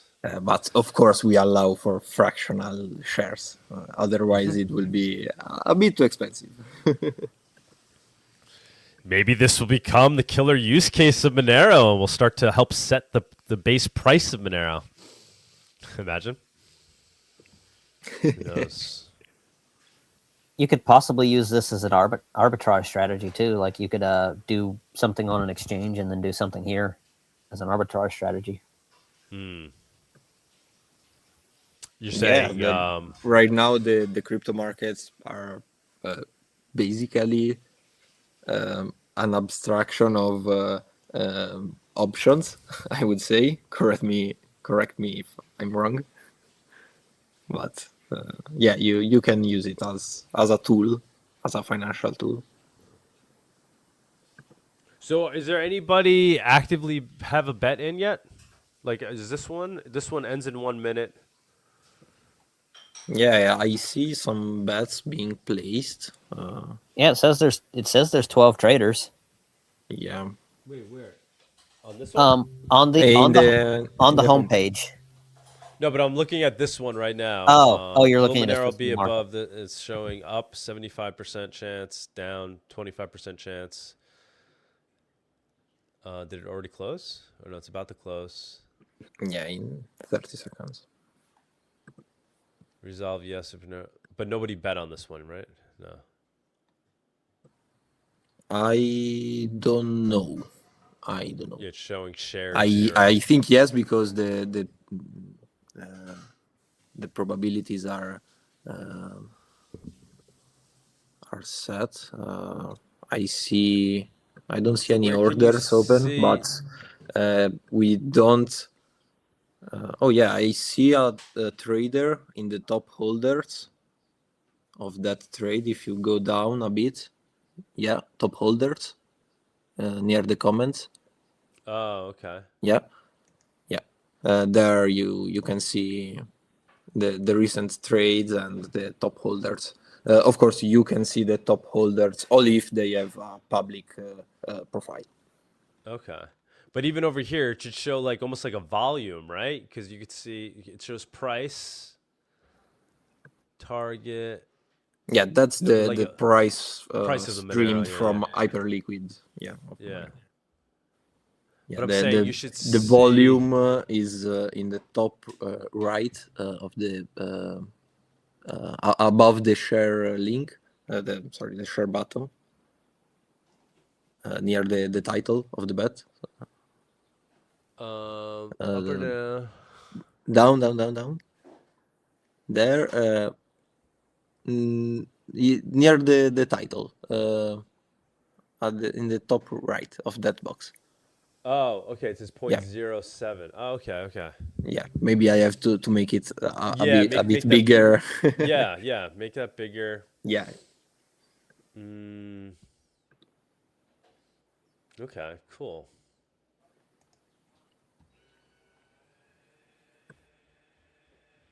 Awesome, man.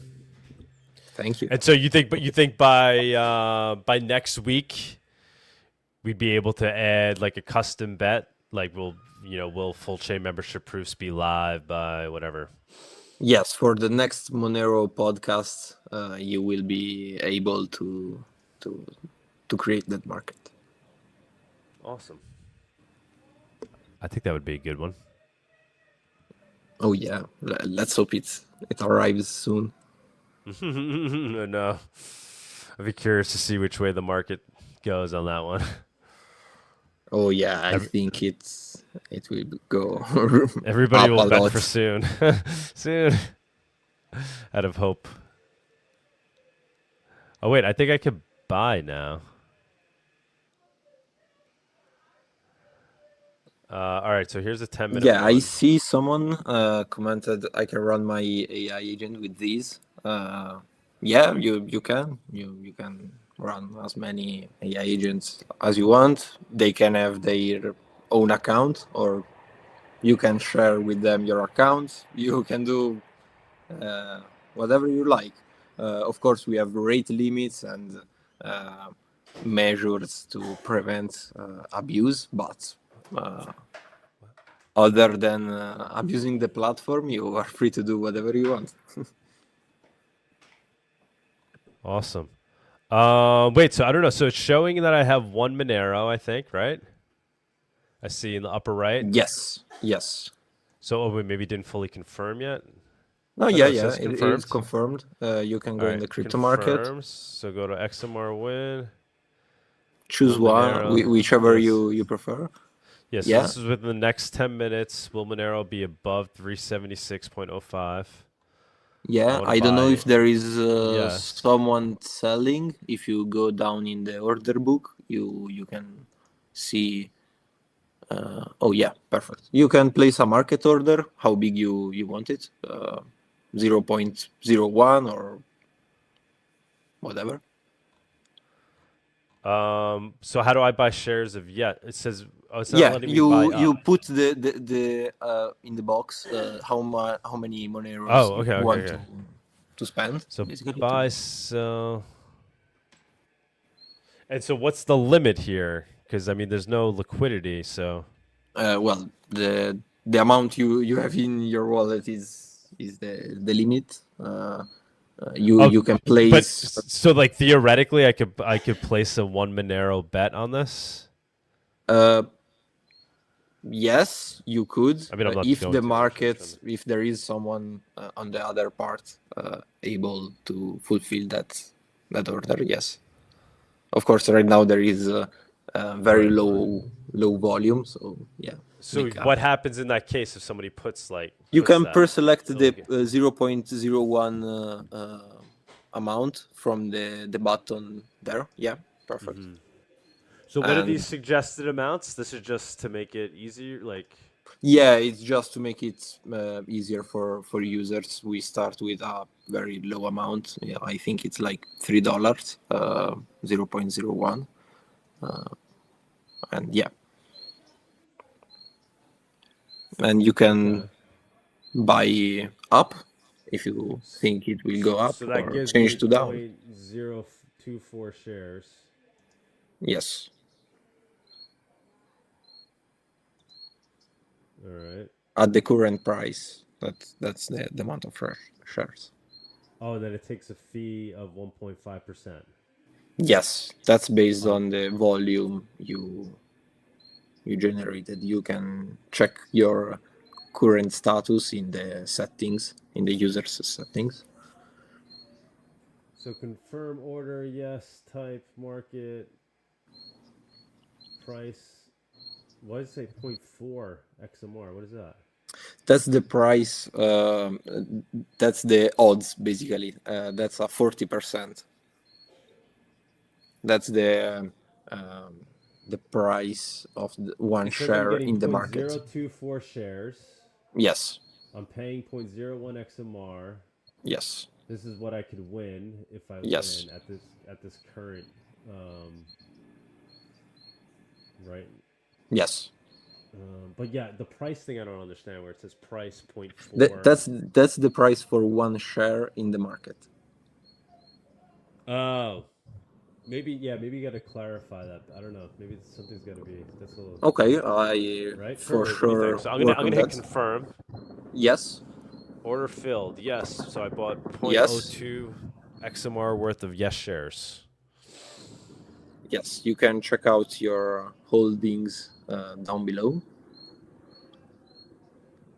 in the top holder. Maybe you will be listed. Yes, here it is. XMR winner.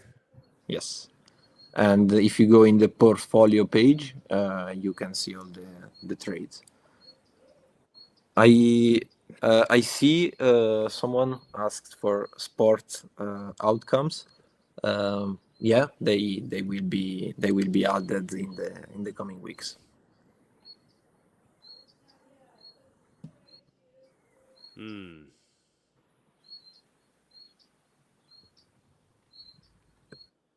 Awesome. Yeah, because basically you could add any sport type of betting, right? I mean, it's Yeah, endless, absolutely. you know? If we don't have a particular market, as we said before, there is the suggest a market page where users can submit their suggestions, and we will work on it to satisfy the requests.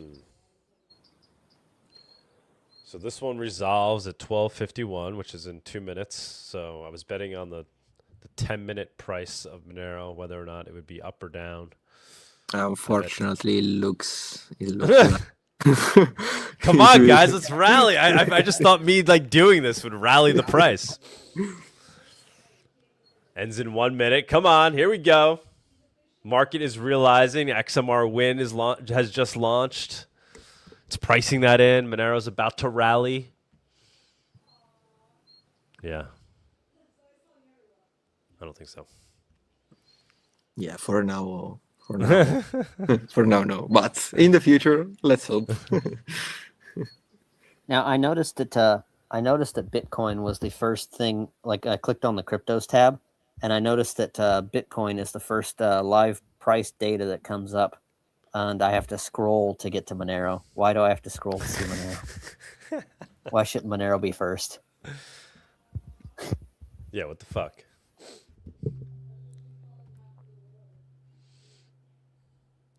No comment. Wait, where is it? Where is this shortwave? On the cryptos tab, I'm just on the main page. If I click on cryptos, it gives Wait, me I don't live wanna leave crypto. yet. I want to see this Yeah, resolve. sorry. Hold on. I wasn't following. Sorry. On the cryptos page, there's a Yeah. thing that gives the live price data of each coin, Yeah. and Bitcoin is first. And I'm wondering why I have to scroll to get to Monero. Why can't Monero be first? Yeah, that's a good question. That's clearly a mistake on my end. And Douglas, you failed. There, your I market see. resolved not. Yeah, Your yeah. I For me, it showed apologize. closes in 2 seconds, 1 second. Yeah, I will edit it. Resolving. Yeah. Market resolved. No wins. The market has been resolved. Winning shares paid out 1 XMR each. Unfortunately, No payout.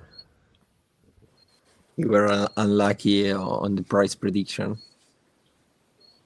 So But how maybe much? it will go up in the next few days, hopefully.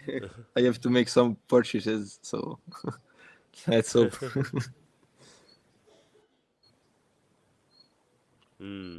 Okay. Well, that was pretty slick and easy, though. Thank you. Very cool.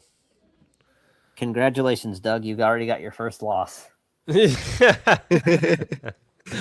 the beginning of the end for me as I lose all my Monero on XMR.win.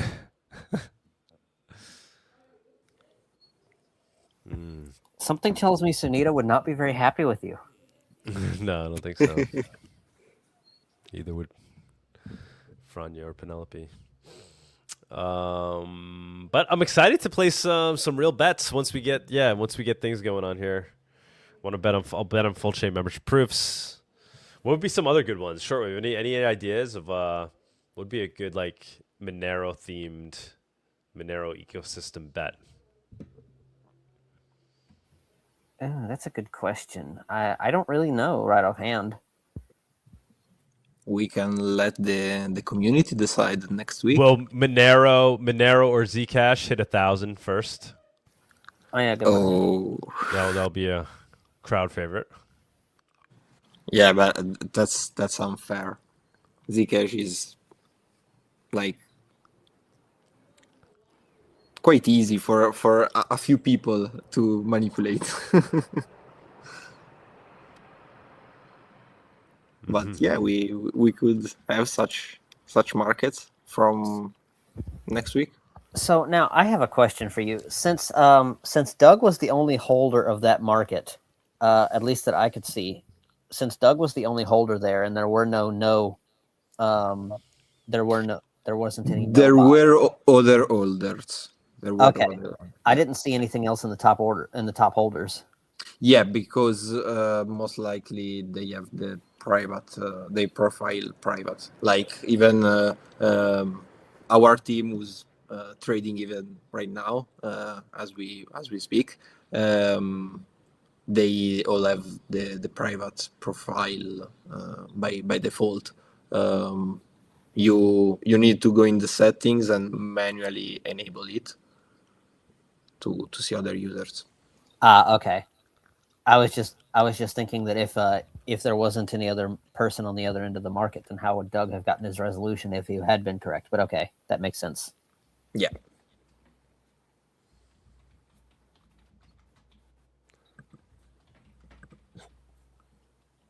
Awesome, man. I like the little troll box. The total volume's going up too. It's 0.72 now. When we started the show, it was less than 0.5. There we go. Yeah, right now my team is playing a bit.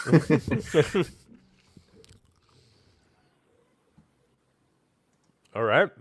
Very Oh cool, yeah, man. someone is asking if we have simplex or matrix or any contact details. We don't have simplex or matrix, but we do have our email listed in the website. You can reach out at support at xmr.win or support at xmr.bar. You can DM on X or tag us on X. The page is XMR bar. Yeah, I will. Yeah, you should start a group chat somewhere where people can. Yeah, I don't know which platform would be better. We I don't know if there are suggestions. If someone prefers. I mean, something like a matrix, but that's just going to be like super Monero people, which is fine for the beginning. But Simple X. might want something more accessible. Even Simple X and Yeah, Signal, I guess, would be ideal. All three. We can work on that. We can work on that. Simple X is good. Yeah, Simple X is great. But I'm just saying, if you want like noobs to get involved too, where people are excited about just prediction markets in general, and you want them part of the conversation. Well, Simple X isn't that hard to get into. Yeah, just not nearly as many users as Signal. Not yet. All right, man. That's great. And so we should see it evolve now, hopefully pretty quickly. Excited to see, once you start adding these other betting types, categories. Yeah. From next week, we will release a lot more markets and. Yeah, keep me posted on that, because if you have it up by next week, we could get that full chain membership proof one going at least, and we could start to get the word out on that. See if people want to start betting on that. That'll be fun. Yeah, we will try our best to make it ready for the next podcast. Yeah. Yeah, like will FCMP be on mainnet before December 31st, 2026? Yeah, Yeah, we could do something like that. that'll be exciting. I don't know. I might have to bet no on that if I'm being like honest in terms of where I think things are headed right now. But Yeah, Because you I think that would. because I think with prediction markets, you've got to be really careful to make it a binary, because like otherwise you get weird resolutions. Yes, we have. We take a lot of time to analyze and check out every market to ensure it's not. It doesn't have a gray area. Yeah, we try to use first-party sources also to ensure that data is reliable.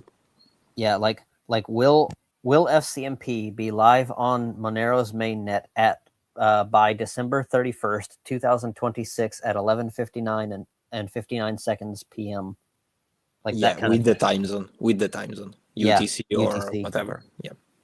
Yeah. It has to be really specific. Even if you see the markets we have live, they are really specific, and the time shown is based on the time zone of the client seeing the website. Yes, yeah, I was telling you that yesterday. Yes, we made it. Yeah. Friend was trying it out. One of the first things he noticed. Insider trading by the Monero devs incoming. Yeah. Hey, that's Justin Berman's gonna win that one. That's He's the- like, yeah, that's the way you know to what?" get that's the new CCS. Trump will be all over this. Will the Strait of Hormuz be open? Will it be closed? Yes, no, yes.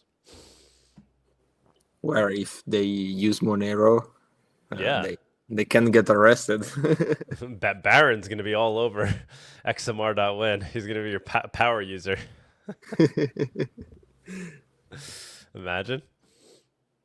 It would be fantastic. Never know, guys. We would never know. We would never know. Exactly. Nor do we want to know. Everybody's got to independently do things legally from their perspective. Elusive man, thank you so much. Anything else you want to put out there before we move on? If you could hang around too, you're more than welcome to.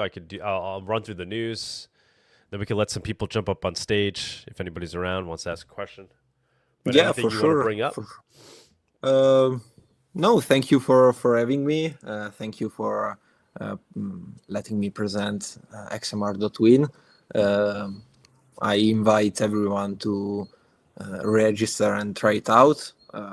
As we said, if there are issues or suggestions, please reach out and we will address it as soon as possible.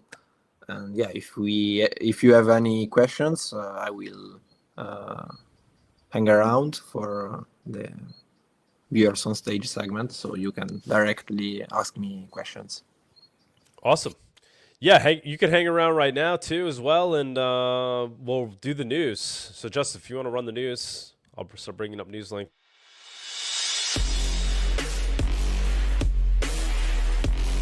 The Monerotopia Weekly News segment is sponsored by WizardSwap.io, a non-custodial cryptocurrency exchange.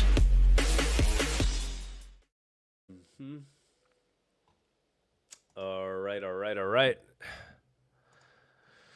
What do we got here? Simon Dixon saying to all Bitcoiners in South Africa, you might want to pay attention to this. South Africa is forcing Bitcoin holders to hand over private keys or face 5 years prison. Isn't this is where Fluffy Pony is, right? Watch the 10-minute breakdown. So yeah, I don't know, 10 minutes. All right, well, maybe we could kind of quickly check this out here. Enoch Godongwana, South Africa's finance minister, quietly introduced the most aggressive crypto seizure regulation on the planet. Then the public found out. And now his own government has been forced to move its deadline. 3 weeks ago, I published a breakdown of this draft. The response was immediate and global. South Africa's crypto community mobilized, legal experts flagged constitutional violations, and now the government that wrote this in the dark is rewriting its schedule in the light. The comments period was supposed to close May 18th, then June 10th. Now it's June 30th. And it took 2 conflicting websites, 2 different email addresses, and a wave of public pressure to get there. 4 things today. Who Enoch Godongwana is and why his name is on this. What happened after the first video. The deadline chaos on screen in detail. And why none of this changes what every government watching just learned. If you are new here, subscribe. I cover the economics and public policy behind crypto. Let me be precise about who Enoch Godongwana is, because precision matters here. He is South Africa's Minister of Finance. He oversees the National Treasury. The National Treasury wrote the draft capital flow management regulations of 2026. His name is on the Government Gazette publication. Not a deputy, not a director, the minister himself. That matters because the standard play when public scrutiny hits a controversial regulation is to distance. This was a staff draft. The minister wasn't personally involved. That option is not available here. The minister's name is on the document. What the draft does in seeking to seize or access your crypto assets, you must furnish full particulars in writing of all passwords, PINs, or codes necessary to enable National Treasury to obtain access and control. That is the compelled disclosure provision, and it applies in a formal enforcement context. Regulation 25 sub 5 goes further. It gives enforcement officers the power to demand your private key, your password, your PIN, anything needed to access your crypto at the border, on the spot. No court order, no warrant. If you refuse either provision, the refusal is itself a criminal offense. A fine of up to 1 million rand, which is roughly 55,000 US dollars, or 5 years in prison. That language is not ambiguous. Full particulars of all and any passwords. That is a government publishing in writing a mechanism to compel the surrender of self-custody under threat of imprisonment. And the original comment period was set to close on May 18th. Worth remembering. Here is what the finance... All right, we don't need to go through this whole thing. But pretty wild, pretty crazy. Yeah, more of governments going after people's crypto. Let's see what the next story is. This is security announcement. We talked about this earlier. Eigenwallet. There may be a vulnerability in the maker, possibly actively exploited. I strongly urge everyone to shut down their ASB for now. We are investigating the issue. So yeah, Eigenwallet was facing issues earlier this week. I don't know the current status. Shortwave, do you know what happened with that? Is it back up and running? Or people using it again? I do not know a current status, no. Okay, yeah. But yeah, overall, like we're saying, we're seeing a lot of these issues popping up all over the place. Thorchain got attacked. Eigenwallet. What are the other ones? There's so many right now. Like I can't even keep track anymore. Basically, every on ramp for Monero and every form on and off ramp has been attacked. Havino. We're hearing that instant exchanges were just having issues recently. Obviously, sometimes these things just happen, but we're seeing a lot of it happen all at once, and happens to be services that allow people to obtain Monero or offload Monero. Next story.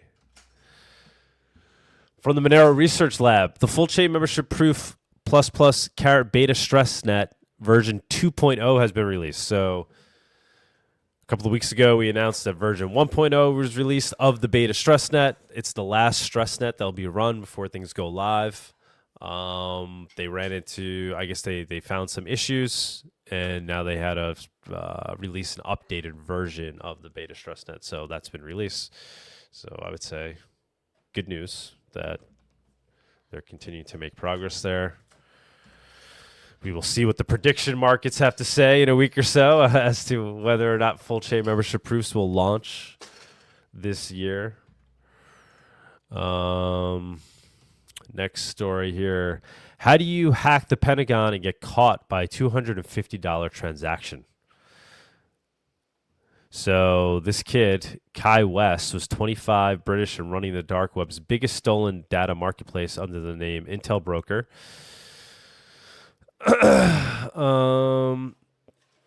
So he was basically stealing these databases. He sold everything in Monero only, untraceable by design. For 2 years, nobody could touch him.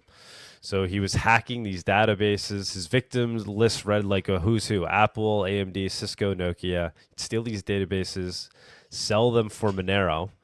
Then in January 2023, an FBI agent reached out to buy $250 worth of stolen data and talked him into accepting Bitcoin just this once. So he broke the number one rule and used something other than Monero in the crimes he was trying to perpetuate, and which led to his demise. That $250 went into a wallet tied to his real Coinbase account, registered with his actual UK driver's license, his real name, and his real face. It always amazes me that these like super geniuses that are able to figure out how to hack into secure databases and access these things and turn around and sell these things for like millions of dollars, then go do something silly like use Bitcoin and send it to a centralized exchange where they have an account and they've been KYC'd. It's like, I get mistakes happen, but I mean that just seems like such a no-brainer, right? Like, if you're in the business of being a criminal like that, why would you sell those things for traceable Bitcoin and then send it to a KY exchange? Who the hell knows? But the bigger story is he was using Monero. He wasn't caught whenever he was using Monero, but as soon as he used Bitcoin, he was caught. So if you think that's a good thing and you want a world with no crime and pure surveillance and we're all being tracked and surveilled, then cheer on Bitcoin. If you want a world where, yes, criminals may be able to do things, but we also maintain our liberty and freedom, you should be rooting for Monero. So just yet another story, another example of should have used Monero. Let's see, next story. What do we got here? This is from Sir Jams a lot. And yeah, he's just pointing out the different exploits that happen just days after exploits. RedoSwap and Eigenwallet are back online. So yeah, he's saying they're both back up. We know RedoSwap is back up, but it sounds like Eigenwallet is also back online as well. Eigenwallet Atomic Swap exploit update. In a strange turn of events, the devs have found that the exploiter would have to burn an equal amount of Bitcoin in transaction cancel fees in order to acquire Monero. They ended up with the same amount of money, but the maker running Atomic Swap backend would lose. There's no financial gain here, just malicious intent. So that's interesting. So according to Sir Jams a lot, based on the information he was saying, that the Eigenwallet attack wasn't really they were financially incentivized. So this is just kind of further example that perhaps these attacks, it's not just about money and there's weaknesses that are being exploited here, but it's about people going out of their way to cause harm in the Monero ecosystem, right? Effectively shutting down Eigenwallet Atomic Swaps by way of this hack, where the hacker wasn't even benefiting financially, but essentially was just creating havoc and making so the system didn't work. So that's interesting, evidence of the fact that this might be more than just people trying to make money through exploits, but that they're purposely going after Monero on ramps, off ramps. Luckily, it's since been fixed and it's back up and running. Next story. Let's show the Monero community's generosity and fun internet freedom together with the Tor project. So the internet, people have been raising money for Tor using Monero. The Tor project, the vital privacy tool, and community have kicked off an initiative over the next 30 days doing a quadratic fundraiser with matched donations, aiming to provide a long ramp of funding to 10 vital projects in the privacy and anti-censorship space. As part of this, they've onboarded all of these organizations to Monero via Cake Wallet to directly receive donations. And that gives us a unique chance to show the privacy and FOSS world that the Monero community is ready and willing to fund other projects fighting for internet freedom. Please take a few minutes to go through the site, browse the projects, and consider. So you could donate to these different projects and consider donating some of your hard-earned Piconeros to support these fantastic projects and show them why they should care about Monero as a donation source in the long run. And then I think Cake Wallet was like matching the donation funds. 31 days, 5 ways to give. Each donation to an internet freedom project gets matched. So you could donate to these internet freedom projects and your donations get matched because of the generous donations made by Cake Wallet. And Monero is one of the top methods by which you can donate. So you can donate to the Onion Browser project. They've raised almost 2,000 through 63 donors, and yet showing by chain the amount donated by chain. Private, not tracked, so you can see the amount of Bitcoin donated, Ethereum, Zcash, Monero, private, not tracked. So they should be using view keys here to enable that, and you can show the amount of Monero that has been raised.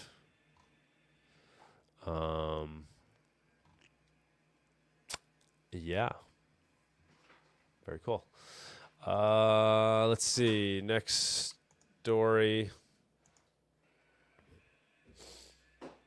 Oh, this is just a fun video graphic that was, I think, Giallo made this, I assume. He's the one who posted it. Let's see if we can so I'll start from the beginning. Showing Monero's climb despite the attacks. Binance delisting. Local Monero shutting down. Kraken delist. Monero chillin'. Byte to me delist. Gate.io delist continues to climb. Hackers pump. Bam. Y'all remember that one? Cubic attack. Cubic fails. Monero keeps climbing up. Keeps climbing. Another presumably hacker attack. Thorchain hack. Latino exploit. And there's been even more since then. This was just made this week. Yeah, it's true, guys. Monero, like no other crypto, Monero is truly anti-fragile. The hits keep on coming. Monero keeps getting stronger.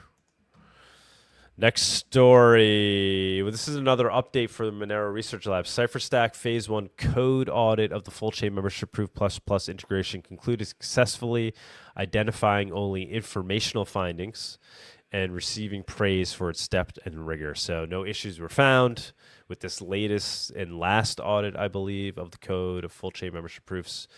So obviously beautiful to see. Don't need to go into the details on that. Highly recommend people follow this account, though, on X, and you get all the latest on what's going on in terms of Monero development and Monero research, excerpts from the latest meetings that are taking place on a weekly basis.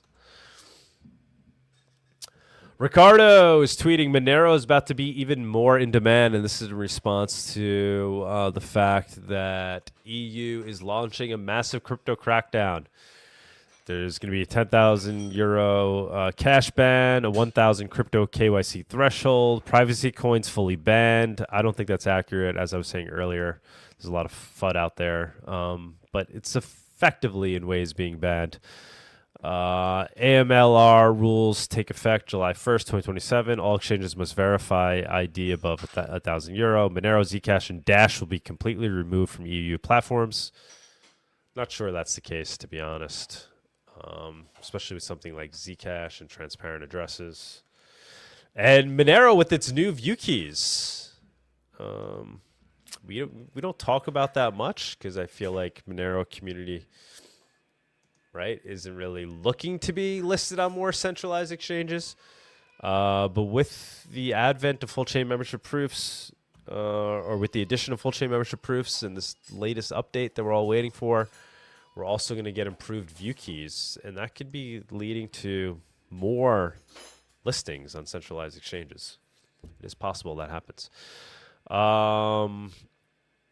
Next story here from Car Battery. You need XMR for this same reason. So let's give this a listen. What's this all about? It's here. They have at it. So we've frozen Iranian bank accounts after they started getting bombed by Iran. Yes, but it was a big strategic mistake failure on the financial side. And you jumped right in. And we jumped right in. And they've been very good partners. I believe that we have seized about $1 billion of their crypto. Oh, and there it is. Just outright seized it. Just outright grab the wallets. Some of them may be like typing in right now and realize they might not have realized that their wallet had been grabbed. And we are working with our allies all over Europe to grab villas and houses and properties. And this is money that's stolen from the Iranian people. But you've frozen the offshore accounts. I mean, people. There you have it, guys. They confiscated crypto. They confiscated Bitcoin, the one that everybody says is unconfiscatable. Point being made here, it's much harder to confiscate something you can't see. Tweet from Orange Friend. Orange Friend is the one who's throwing MoneroCon, by the way. So good luck to him. We had him on, was it last week or the week before? Shilling MoneroCon. Very excited for them. MoneroCon coming up soon. So good luck to Orange Friend. He sent out a tweet. He says, this guy alleges Monero's price hike in recent hours. So basically referring to yesterday, we saw that little spike up, was caused by a 29.3 million USDC hack of funds from which were swapped into XMR by Wagyu. So somebody was making that claim. This guy, MLM. I don't know. So yeah, I don't know if there's any validity to that, but that was a rumor. Could be true. Could be true. Wouldn't be the first time. And I think, is this the last news story of the day? I think so. We have Monero Bull. This just happened this morning. Circle blacklisted the contract address of a privacy protocol every user rugged. Should have used Monero. So I'm not sure. Looks like Circle blacklisted the Zama protocol, the Zama privacy protocol for confidential USDC on Ethereum. So it just shows that, this USDC, this confidential USDC, while it may have effectively been a private way to use a stablecoin, it's not censorship resistant. Essentially, it could be shut down. It could be shut down. So You've got rugged. You got rugged, right? They can't do that with your Monero, guys. They can't do that with your Monero. And that was the last story. Last story of the day. That's all I got. Bada beep, bada boop. That was the news. Another big week in Monero land. The hits keep on coming. The attacks keep on coming. The hacks keep on coming, where people are then washing their funds through Monero. If you're not having fun, I don't know what to tell you guys. The revolution is here. We're in it. Enjoy it. We will win. That's all I got. I guess we could go ahead and do viewers on stage, see if anybody else wants to jump up. The Monerotopia Viewers on Stage segment is sponsored by XMR Bar. Play dice with Monero using a privacy-respecting and provably fair algorithm. Go to xmr.bar. As always, verify and never trust. Please gamble responsibly in accordance with the laws of your jurisdiction. I don't know. People love the rabbit, the XMR bar rabbit, so we might have to add that to the new XMR. We're going to be replacing the XMR bar ad with XMR.win. Let me go ahead and play what they have so far. We're going to have to add narration to it, and obviously the disclaimer. But here we go.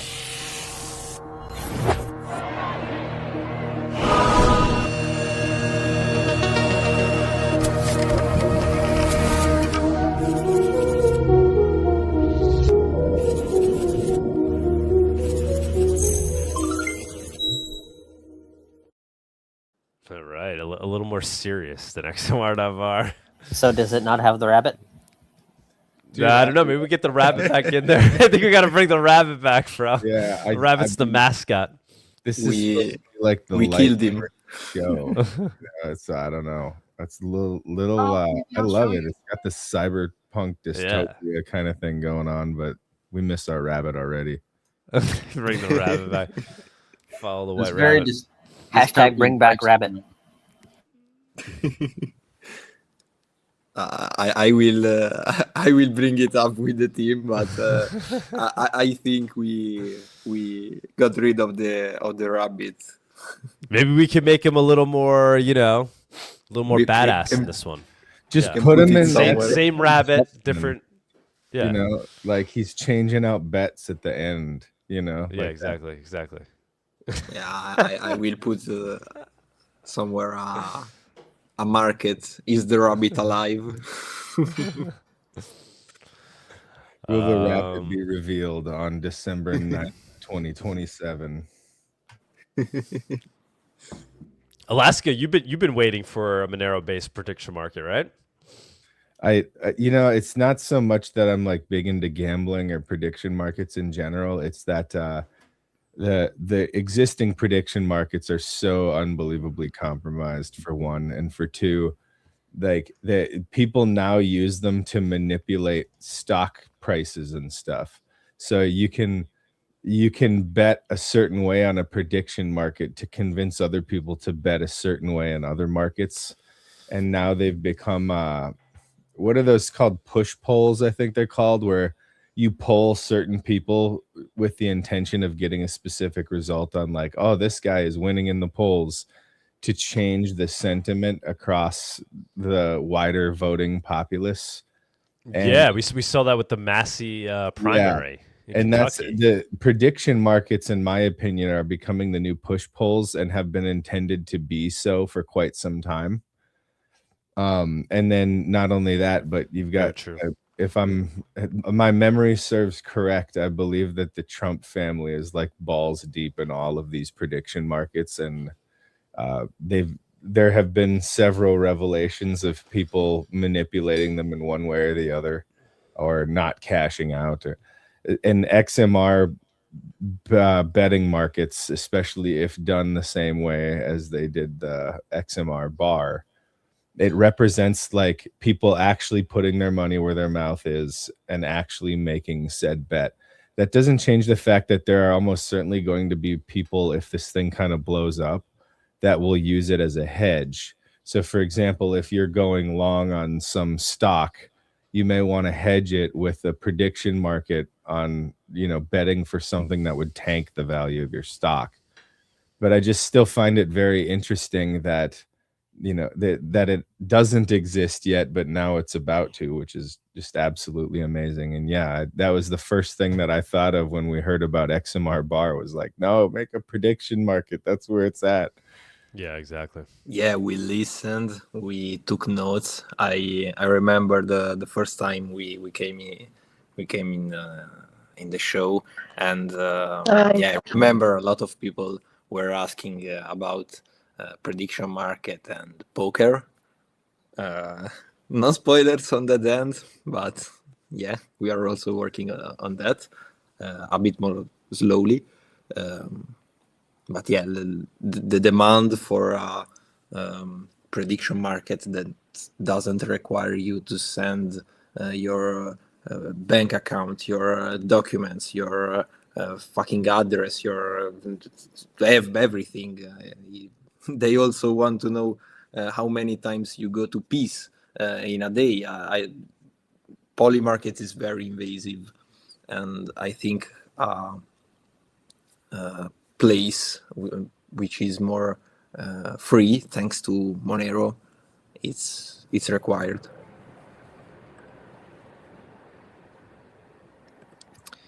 Yeah, so he's asking if we have a onion address. Right now, no, we don't. But it's there in our task list.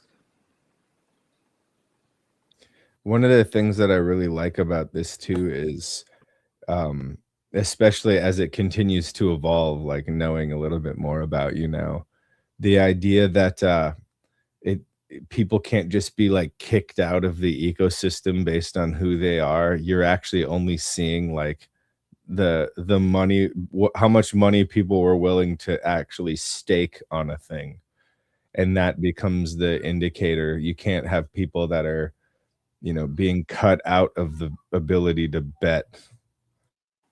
Yeah, absolutely. We don't know who our users are. We don't care. We don't want to know, to be honest. And yeah, it's a necessary thing, especially, like I said, nowadays with all these KYC solutions that I fucking hate with all my heart. Yeah, something like this has potential. My goal is to grow it as much as possible. If someone who listens is willing to help us out, spread the word about xmar.win, please reach out. Yeah, if you have questions or whatever, I'm here. Is there a way to make the trending markets page an actual page itself? Because I'm low vision, and so I'm sitting here trying to read this trending market thing, and it's sliding by faster than I can read it. Okay. Yeah, I see. Yeah, we can do that. Right now, there are just a small amount of markets, but for the next week release, we will work on this for sure. Thanks for the suggestion.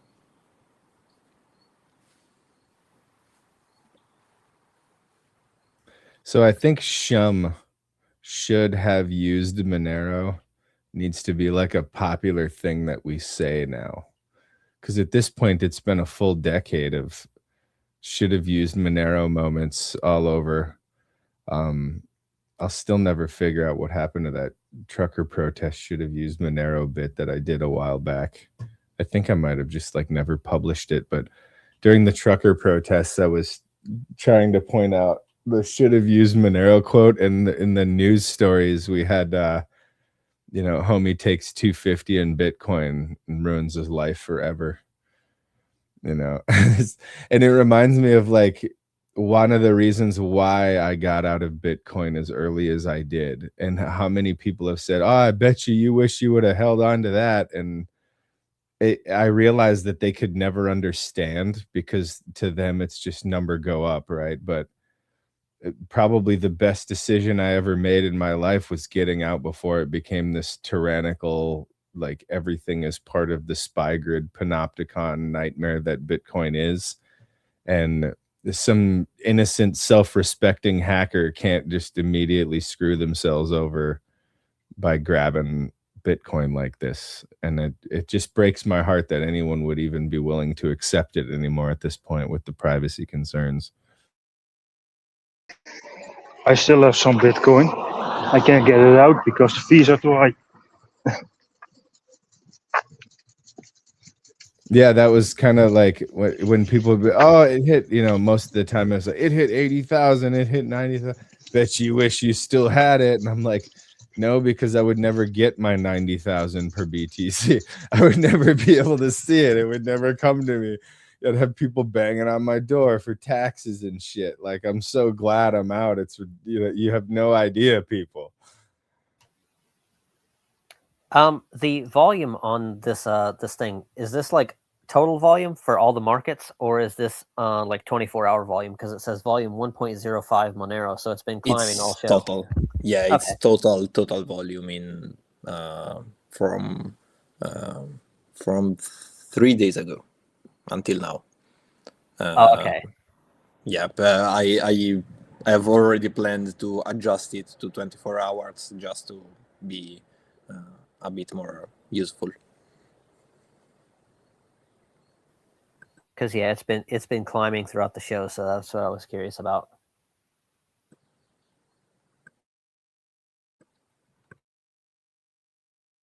I do really like the aesthetics of this website, though. Yes, it is very nice.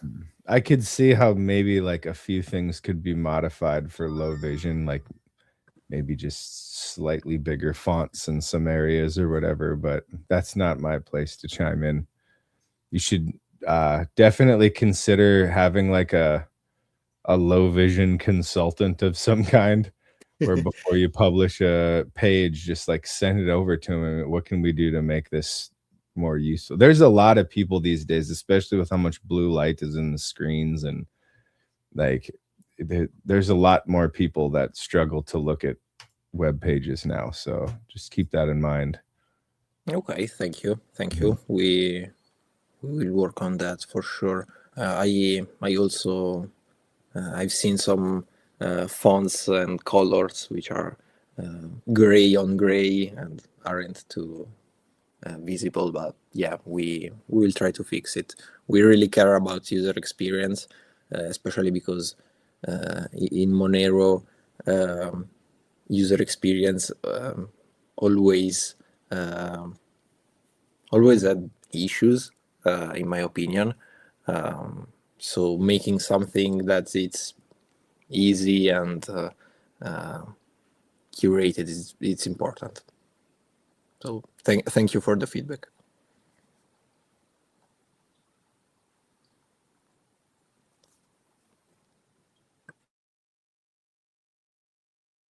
I'm making an account right now. I'm actually pretty stoked about this.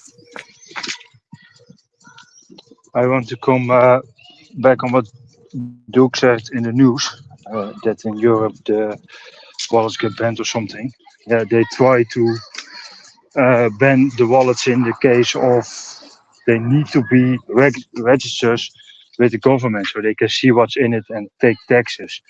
And they do that with VPNs and all kind of shit. And every time a criminal gets busted with something, and he has like 200 euros in his pocket, they make it a big news that he has 200 euros cash or something, which is absolutely bullshit. And the new law that it's only 3,000 cash payments are allowed.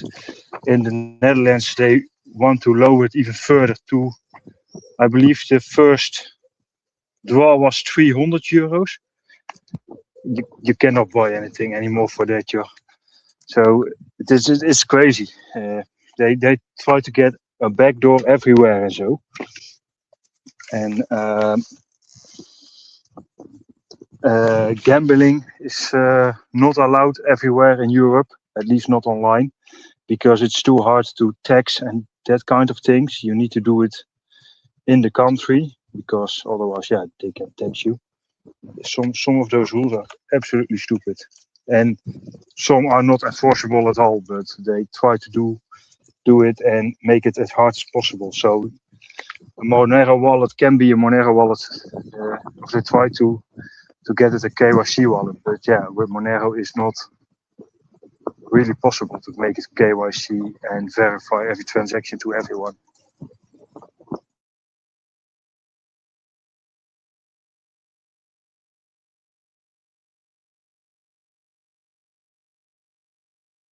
Every day it kind of feels like Monero is our best chance at realizing human freedom, because it seems like more and more the bureaucracy and the technocrats and so on, they can really only reach for like less technological freedom for their slavery panopticon.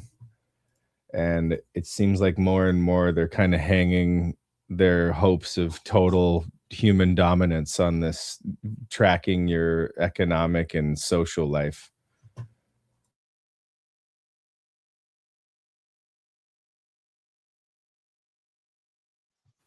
Well, what was it from the manifesto from like a couple of decades ago that talks about the fact that states, even supposedly good states like the U.S. and EU, would become tyrannical and like want to like hurt people to get their taxes? There's something wrong with that statement. The supposedly. How can a state supposedly be good? Yeah, exactly. First of all, the moment you came at gunpoint to say that I need to pay my taxes, it's tyranny.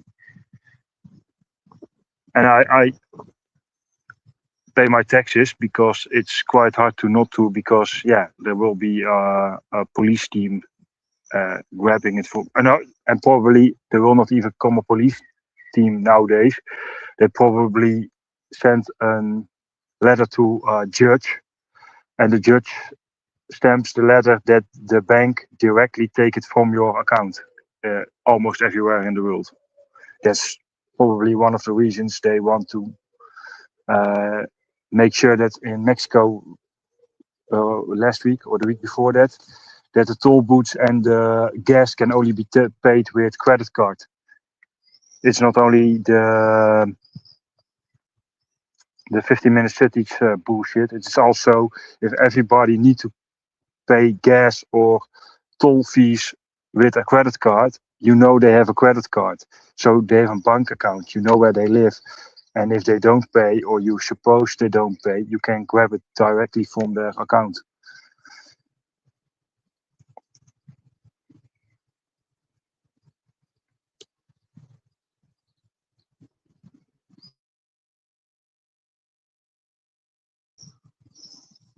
All right, guys, I'm ready to start gambling. Somebody start putting some stuff up here, so I can just. I'm not in the position right now. I still thinking about going to MoneroCon, but it's probably not possible for me at the moment. But if I'm going, I will let you know. And I need to go now. It's only 1,200 kilometers drive or so to Poland.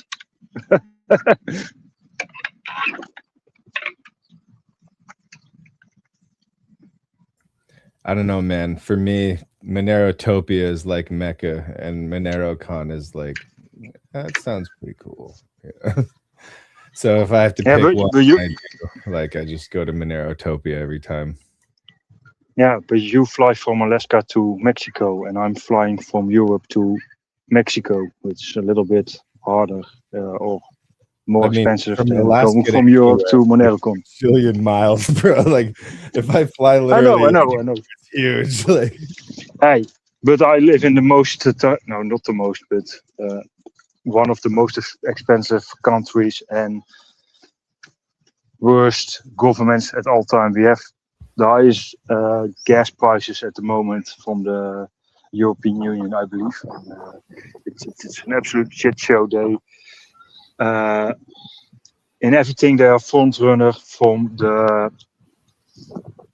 agendas to everything I buy online. There is a pop-up from saying how much CO2 it makes or cost of. If you choose another option, how much reduction it is. The funny part is I like aquariums and I put CO2 in them to make the plants grow. But people don't figure this out. For people like you, we need to have a free state project, but instead it's like free humanity project, and everybody just moves to Alaska and we just opt out as a community right here in Freedom Land. It's 30 degrees this week here, and it's way too hot. And I always say, if I go to another country in Europe, then it will be the Scandinavian countries because they are cooler. Or if it's outside Europe, it will be in Russia the cold or Alaska. Because I hate the heat. It's way too hot. It's 20 degrees outside. So I think, I'm not sure, but I think you said you could use passkeys on XMR Win? Yes. You can configure it from the settings.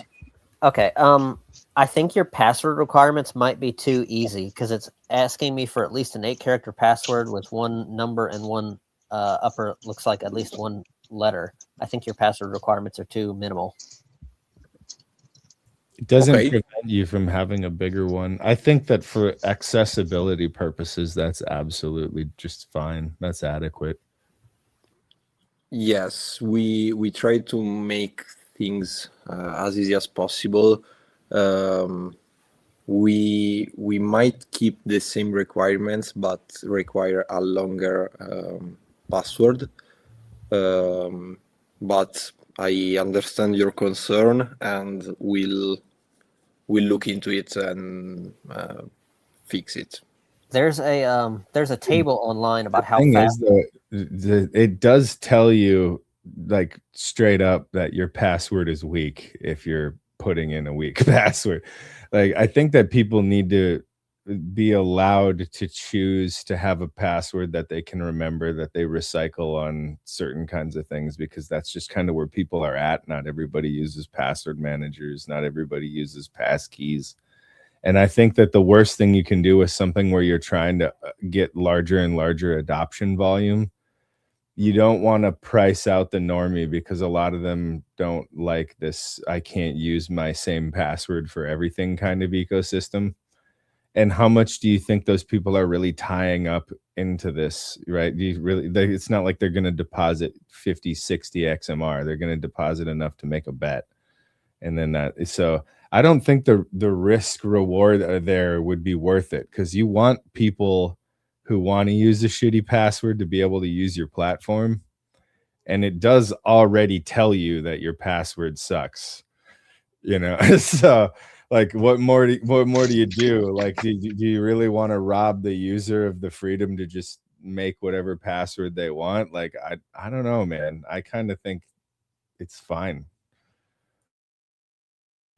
And if they're Monero, Yeah, we for utter freedom, even if it's stupid. Yeah, like I have to go. See you later. See you next week. Bye. See you, man. God bless. It's 7 degrees Celsius in Alaska. Come home, sir. All right, have a good one. That's way better than 30. But I definitely see like something like this.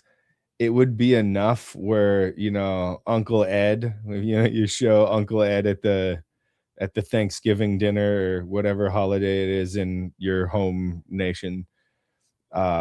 Hey, you can gamble here and it's provably fair and it's anonymous, and you know, I could see that person be, oh, let me buy some from you right now, and then they buy like, you know, a half a Monero from you, and then they make their easy password account, and then they just start gambling. You know, if you start to add layer upon layer of complexity, including even something as simple as, you know, make a better password.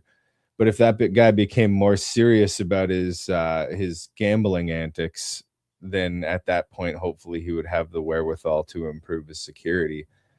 But, you know, getting your drunk uncle to start gambling at the Thanksgiving dinner, like, that's how you do it. A simple password that they're using everywhere. Yeah, fair enough. And they just have to take responsibility that if they get their password compromised, it's their own damn fault. Yeah. And Yeah, I mean, how else are they gonna learn, we though, offer bro?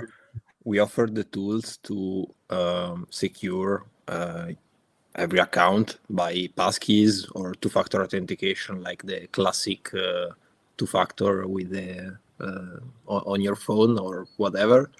There are all the proper tools to secure an account and ensure that no one can enter. But if someone, I see your point of allowing stupidity.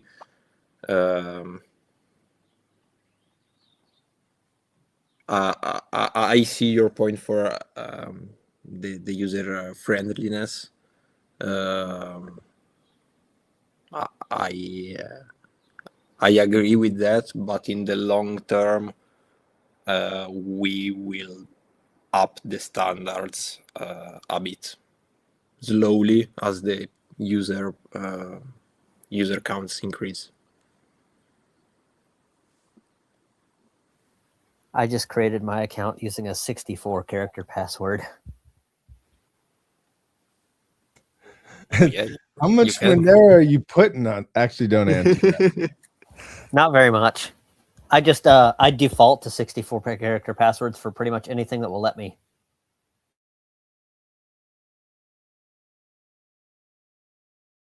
Yeah, I completely understand you. I've also got to set up 2FA.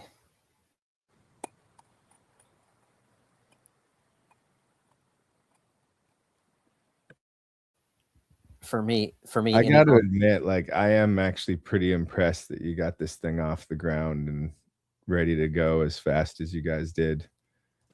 Like, it wasn't that fast. Well, it's, you know, you're dealing with people's money though, right? So I'm sure you put a lot of time and effort into like making sure that the security was there and that, you know. Yes, it took a really long time. Like, we started thinking about it and beginning work on September of last year, I think. So yeah, it's been a few months of hard work. We also, of course, took what we learned from xmr.bar and made sure that everything is as secure as possible. I'm also right now. I asked to the team to set up a bounty program as someone suggested in order to also encourage people to fuck with our platform and get rewarded.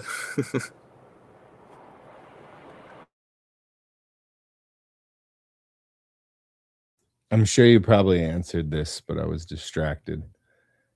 Can I change the display to show me buy and sell in Monero instead of fiat Fed note BS funny money?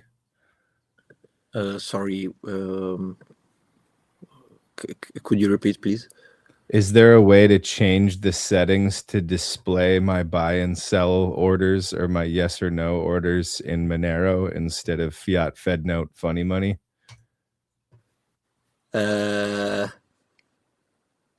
Yes. It should be by default on Monero. Unfortunately, for the crypto marketplaces, we use the dollar as a reference. We will have other type of crypto markets directly priced in Monero or others, but we have to find the right sources, and it's not that easy. We have to be careful. Yeah, I'm starting to realize how that would actually be a lot more of a pain in the ass than I was originally thinking. Yeah. It's I not know, that I easy. get it now.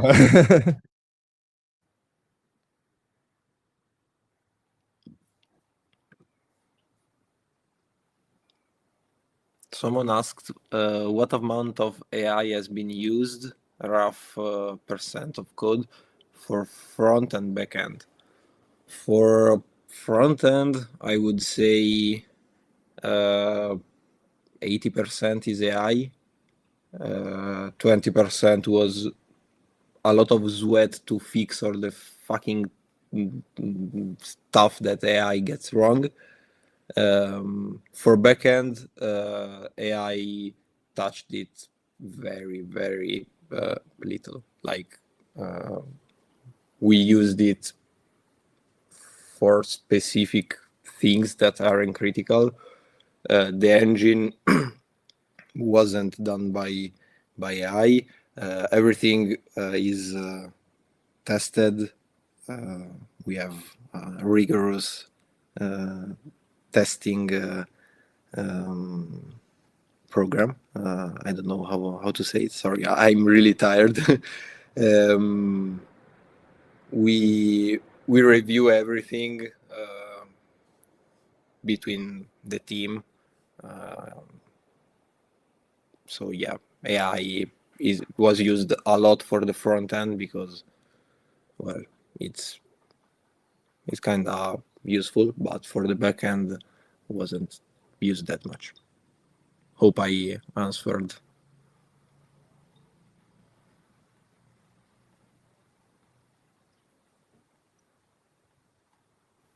Yeah, I think that answered the question.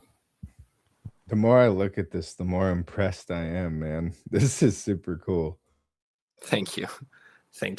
If you have suggestions of tweaks for the user experience or stuff, please send us an email with all your thoughts, and we will look into it. We will be more than happy to have feedbacks from the community.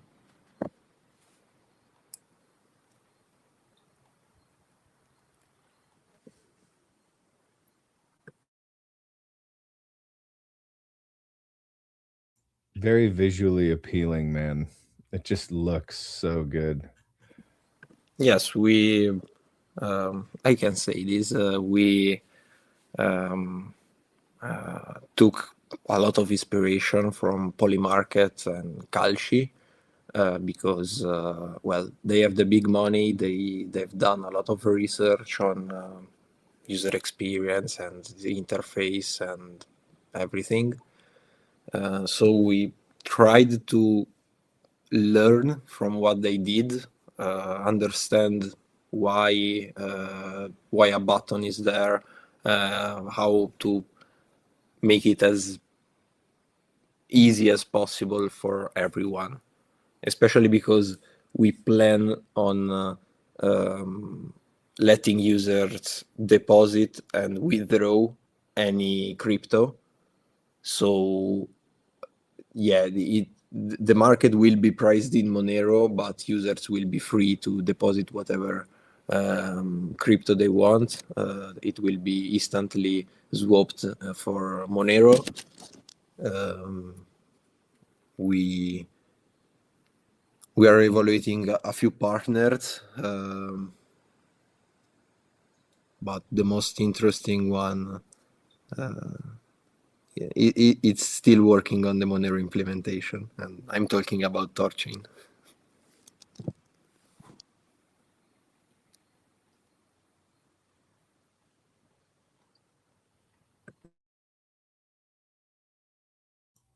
All that MK Ultra-esque program investment finally being put to positive use, Celador says.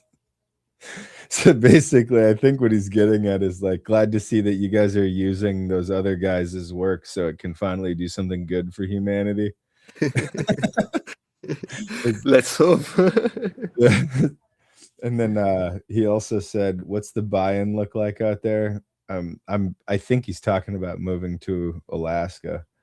I mean, it's as simple as this is not for everybody. I think that I've gotten to know Cellar Door a little bit better over the last couple of years, but ladies and gentlemen, let me just be clear. This is not a blanket statement that this is a good idea for everybody. In fact, you might die. But what you can do is you can get a gold claim, and as long as you don't build a permanent structure, you can actually like live out in the woods mining gold professionally, and basically your cost of living is virtually zero because you could use the gold to trade for, you know, food, clothing, shelter out here really, really easily. I would certainly help you. And Seller, I know that you're kind of a badass like that. Like if you came up here, I would hook you up with all of the gold mining equipment and everything you could possibly need to get started. But you get a gold claim, and then you can build yourself like a trapper shack and a little fireplace. All of this is not only legal, but the government loves it out here. The state government loves it when people come out here and do prospecting. And you can actually make quite the high quality living standard for yourself with very little to no fiat anything. So I guess the buy-in is your ambition and your time. And that's just one example. There's a bunch of other things you could do. You know, there's this place is rife with opportunities to come and live here, but it's also very rugged. I mean, you definitely want to be kind of like the cliche mountain man kind of thing. But if you're interested, hit me up. I'll help you out. Come on up.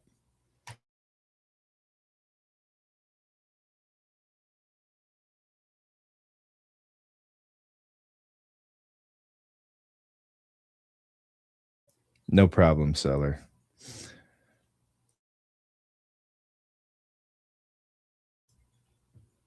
I'm going to open up the YouTube stream and see if any comments were there. Yeah, someone asked, what is your review, your code review process look like? Would you consider open sourcing anything? Have you ever contributed towards any Monero development? So, what our code review looks like. I don't know how much I can say, but we are a small team. Usually, we divide tasks, and someone is never working on a task alone. So it's always peer review between the people who are working on that task. Also, when a feature is ready or something is ready, before everything, before all of this, Of course, we develop tests for everything. For every bit of code we do, we have tests to ensure no regressions, no stuff, no funny shit happened. So when a feature is ready, we ask kindly to the AI to review, and we use some processes that we developed that I cannot go into too much detail, but yeah, we ask to the AI to review and audit the code using. Well, I can say this. Among our stack, we also use the resources Trail of Beats provides on their GitHub for code audits. We learned a lot from them. From those documentations, we also use other resources like these. And yeah, after we chatted a bit with the AI, understood the fixes to apply, we reiterate this process and we ship it to staging. From there, well, it has another process to validate it and eventually go into production. I'm sorry if I can't go into more detail, but I don't know what I can precisely disclose in order to don't get our ass fucked, and I'm not too technical. So yeah, I hope I satisfied your answers enough. Your answer enough. About open sourcing anything, no, I don't think we will. But with the upcoming Monero update, we have already planned on sharing our view keys and increasing our transparency by a lot. But code-wise, we don't plan on open sourcing it. I don't know in the future, we might, but right now, no. If I ever contributed towards any Monero development, no. No, I didn't. Well, if you mean Monero core development, no, I didn't.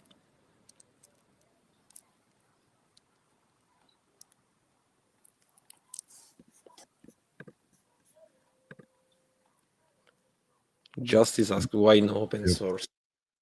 Well, the answer is that there are multiple answers. The one which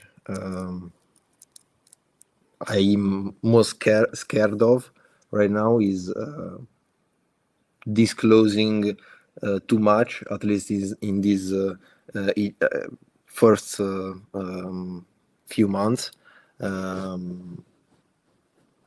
Basically, we want to adopt the philosophy of security by obscurity.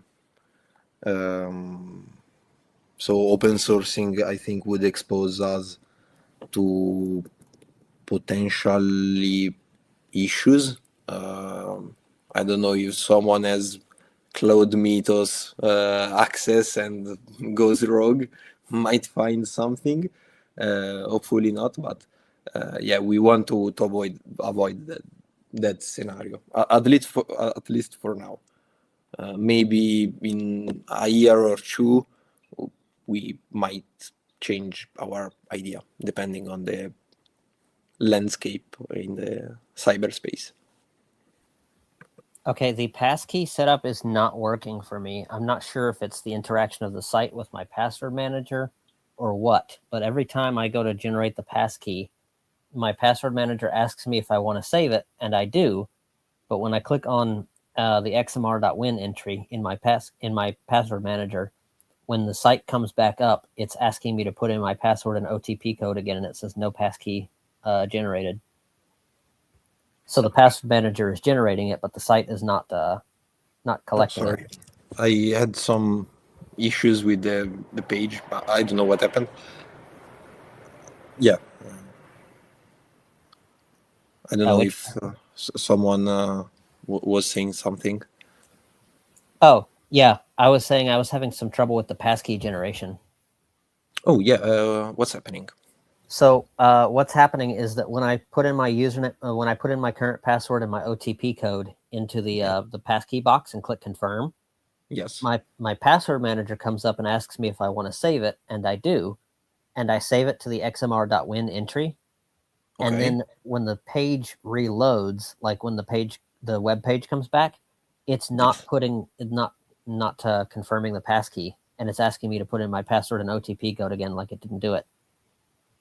Also, it doesn't ask for the passkey even if you have configured it. It asks for the 2 factors anyway. It's not taking it. It's not configuring at all. Oh, like the password manager generates the passkey, but the website when it reloads, or the site when it comes back is saying no passkey, and please enter your password and OTP code again. Okay. I will look into it. Do you mind sharing the name of the password manager and browser you are using? KeyPass DX and Fennec F-Droid, which is a fork of Firefox. Okay, perfect. Thank you very much. We will look into it and fix it as soon as possible.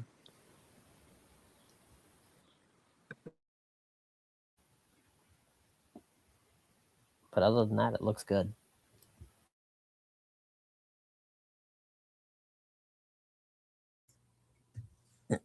Quadrio Saleda says, do you have any protective measures against one of your staff rugging you the main wallet funds in? So like, what's the risk of rug pulls is what they're asking. Oh yeah, absolutely. We have a few measures, not only against this, but also against platform abuse. We have a multi-sig wallet. The keys are held by 3 people. I can say this. And 2 of them are necessary, of course, to process a transaction. And that's for the cold wallet side. For the hot wallet side, which currently is the only one being used, because the platform just launched. For that, we have I have to be careful. We have an independent system that monitors the platform independently and processes the withdrawals by verifying if the withdrawal is really legitimate. So everything that comes out from that wallet is verified. And the only people that have access to that server in production are one of the person is me and other team members. In the long term, we plan on keeping there as little as possible and basically have a system to transfer between the cold and hot wallet with the admin interaction, but making it a bit more secure. Right now, everything is in the hot wallet, and the keys are in a service that verifies everything that exits, and access is extremely limited. Also, the team has a stake into the project, what I mean with it is everyone puts Monero stake, so there is no interest in rug pulling. Otherwise, well, they will lose much more. So yeah. Oh, that's not a bad idea.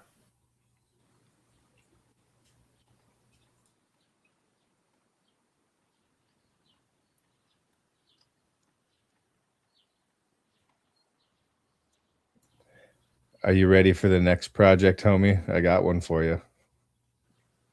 Tell me.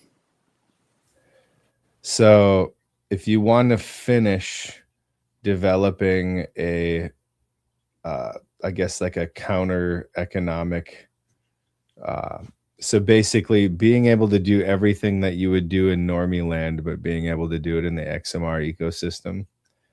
The one that I brought up with Doug, because he was using XMR Bazaar, was you do bonds. And so basically you can have a bond that protects individuals that are buying from you because you're bonded in. And then the next goal is to find ways to get bonds to be able to chase yield. And between the two platforms, I think there's enough there to create a yield market without building it into the blockchain. A lot of these blockchains, they want to build yield by basically printing more of the cryptocurrency and then like stakeholders get a share or whatever. But the ecosystem needs to be able to produce yield based on real world value. And the thing is you now have two services, a Craigslist of Monero and a Kalshi of Monero.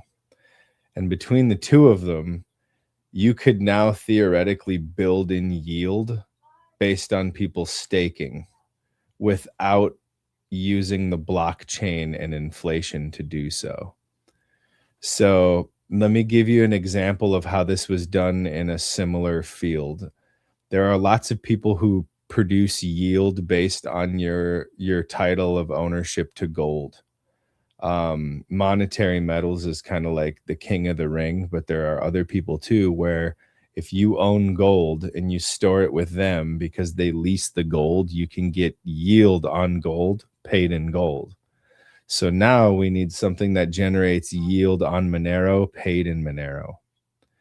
And I think that a betting market and a Craigslist, the way that these two things now exist, there's room in there to build a yield chasing place to park your Monero.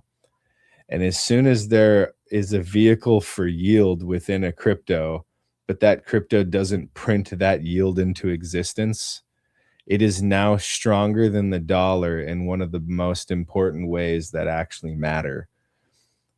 Because US bonds control, basically the entire financial system at this point, and foreign bonds make up a tiny sliver of the rest. Why? Because it produces yield. But if people found out that they could get yield on something that isn't inflationary the same way that the dollar is inflationary, and instead it was, no, this much Monero comes into existence over time and has nothing to do with yield markets. But the people who are mining Monero may want to park their gains somewhere.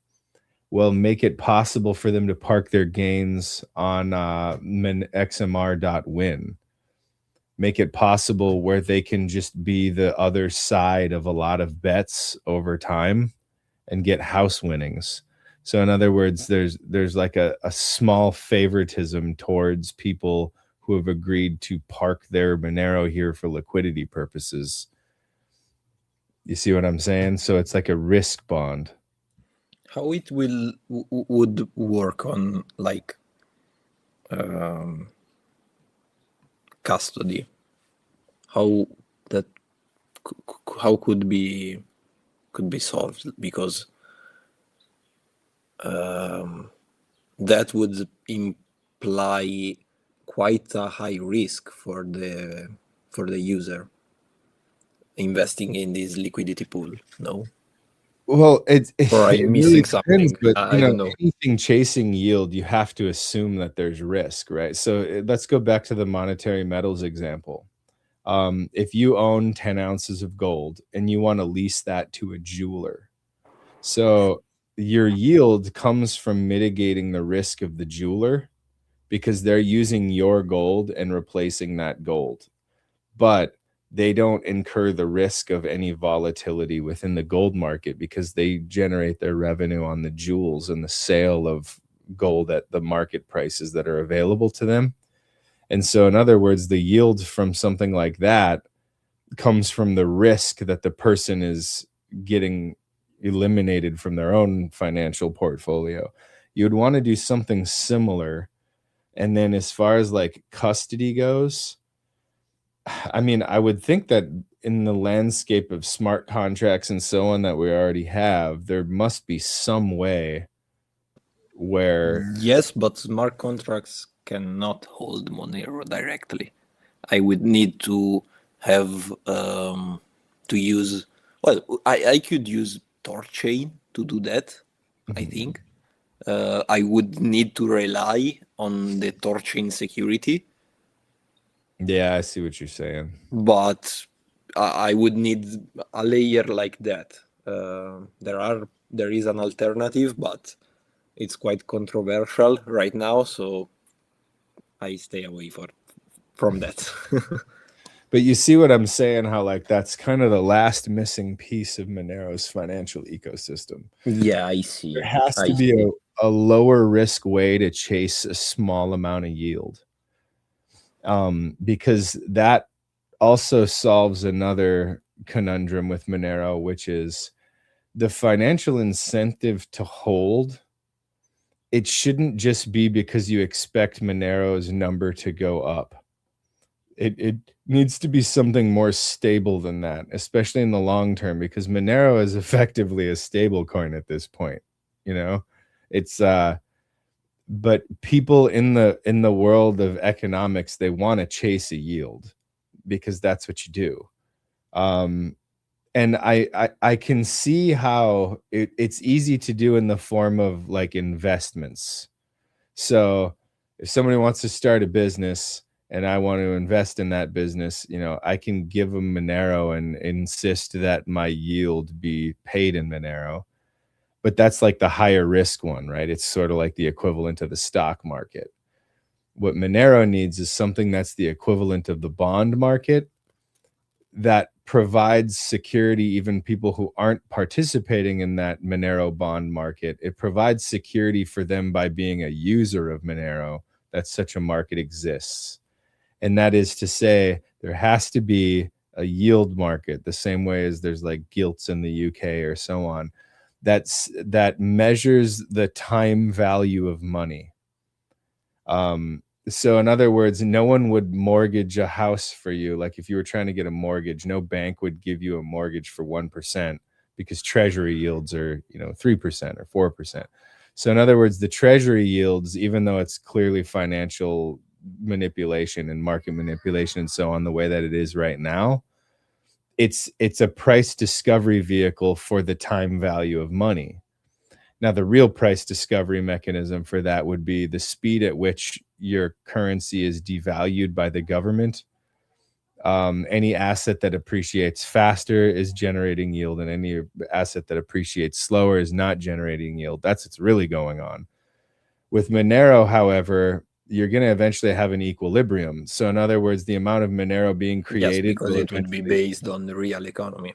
Yeah, exactly. So we need to be able to replicate a low risk yield market, and it has to have its own mechanisms for price discovery. But if all of that were to exist, and honestly, between you and Doug, like all of the machinery is already there. I see your point. Like, yeah, it could be done. It would need a lot of collaboration between a lot of projects, because Yeah, we would need to collaborate with XMR Bazaar and of course many other projects. It would need to be orchestrated well, but yeah, I see your point. And my answer is give me a year. Yeah, it's just, Like, in my opinion, it's something we should probably start thinking about collectively. Like, yeah, you know, and absolutely, a pretty solution rusty. is needed. Maybe even using a layer. I'm thinking of the decentralized exchange. Now I'm really tired. I can't remember the name from the Monero core dev. How the fuck is called? Oh, Sarai. Yeah, Sarai. Using Sarai to as basically security layer would be fantastic, in my opinion. But yeah, I will give it a thought. It would require it requires a lot of things moving, but yeah, it's a really nice idea.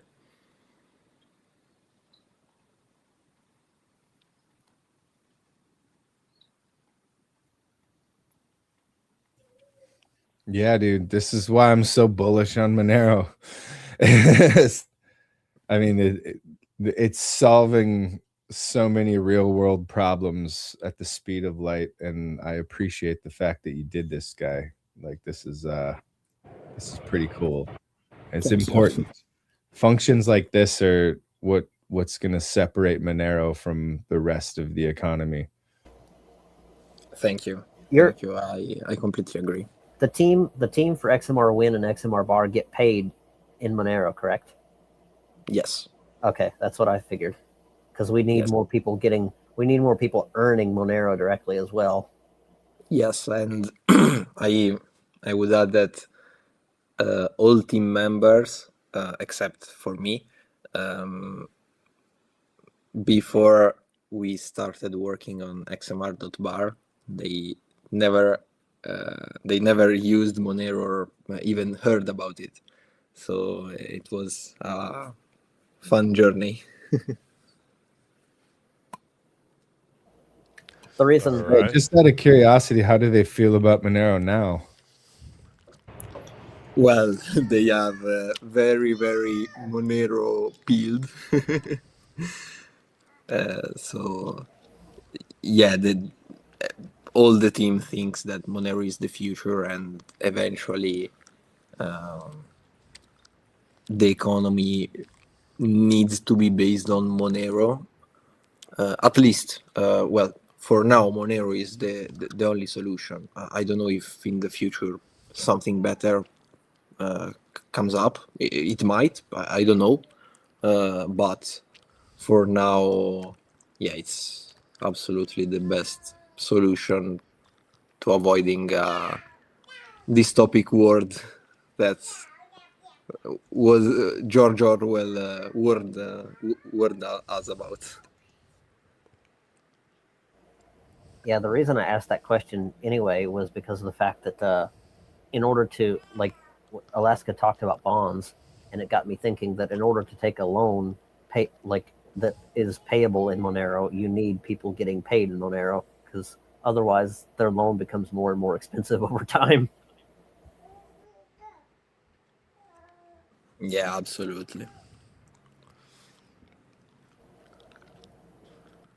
I don't know if you guys answered this question, unrelated, just somebody just bringing up this topic. Have you talked about how most of EU is requiring facial recognition for travelers now? All the Schengen regions are requiring it. No, we have not spoken about that. I feel so bad for the Euro bros, man. So bad. Yeah, like, we think we've got it bad here. I mean, ugh. Yeah, Europe is just really on the cutting edge of dystopia. They're leading the way. Oh yes. Come on, man. What's going on over there? We need a revolution. Well, I would say, from being someone that travels quite a lot, I still see the US a bit more dystopian than the European Union, in my opinion. Especially with all the mass surveillance companies that are based in the US. It's really, really scary. Fair point. I guess we've both got our real problems. Palantir. Yeah, absolutely. Nowhere is a safe place. We didn't even talk about in the news Peter Thiel moving to Argentina, moving to Buenos Aires. Yeah, the only country I like a lot, Argentina now. I know. Peter Thiel. Like, what the hell? He just ruined Buenos Aires. Like, so what is he gonna do? He's gonna team up with the government there and turn it into a, surveillance state. Like, it was supposed to be like the leading libertarian. I don't know. I expect 6 months from now to see all over Buenos Aires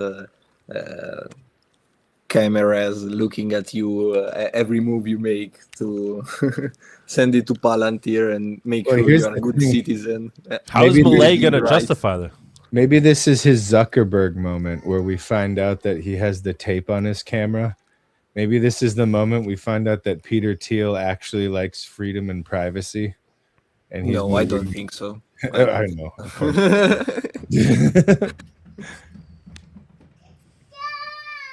He is crazy. He's a scary character, man. Oh yes, he's a scary character. I haven't really stopped to listen to him long form talk about like the Antichrist and stuff. I've heard like excerpts and saw some interviews. I haven't watched like one of his full lectures on it. Have you guys watched it? No, I did. You don't want to fall for his for his trap. Yeah. No, I would laugh for the entire length of his talk. So I would see it like a comedy show.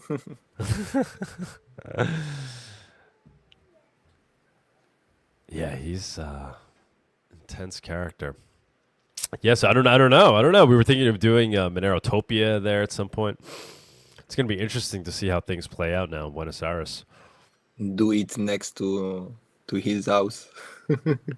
So is there going to be like a Silicon Valley movement to Buenos Aires? It's interesting. Meanwhile, we got Monero Town in Formosa. Worlds would be colliding with Peter Thiel and Palantir and Monero in Buenos Aires.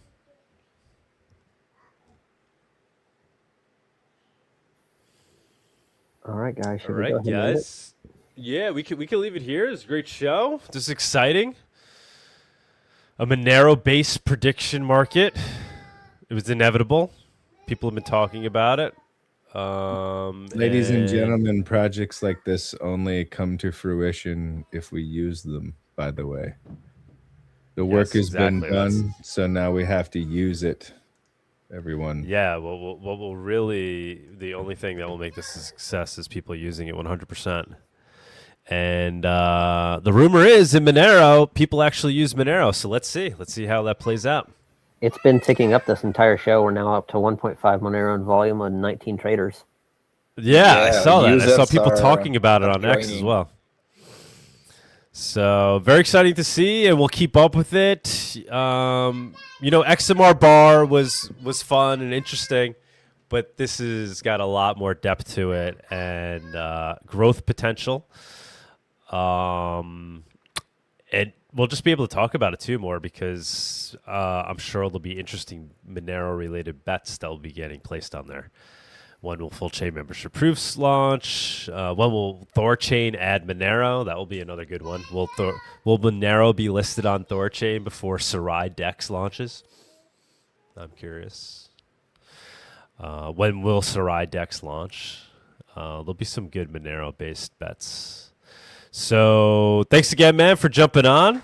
Thanks to everybody that joined today. Me. Yeah, of course, man, and we'll keep in touch. We'll have you on again as we progress. Like I said, looking forward to next week when we can actually put up a Monero themed bet. So keep me posted on that, and we'll get the word out on that next week.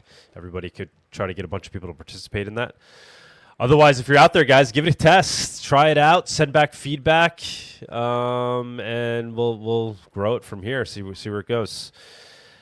Thank you, everybody, for joining. We do these shows every Saturday at 11 a.m. Eastern. We will see you guys next week. Adios. Adios. Enjoy the fam time. God bless you all. See ya. Ciao, man. Thank you for joining us on this week's Monerotopia episode. We stream live shows every Saturday at 11 a.m. Eastern. You can find and subscribe to our show on YouTube, Odyssey, Rumble, Twitch, iTunes, Spotify, or wherever you listen to podcasts. Don't forget to follow us on X or join us in the Monerotopia Telegram group. See you all next week.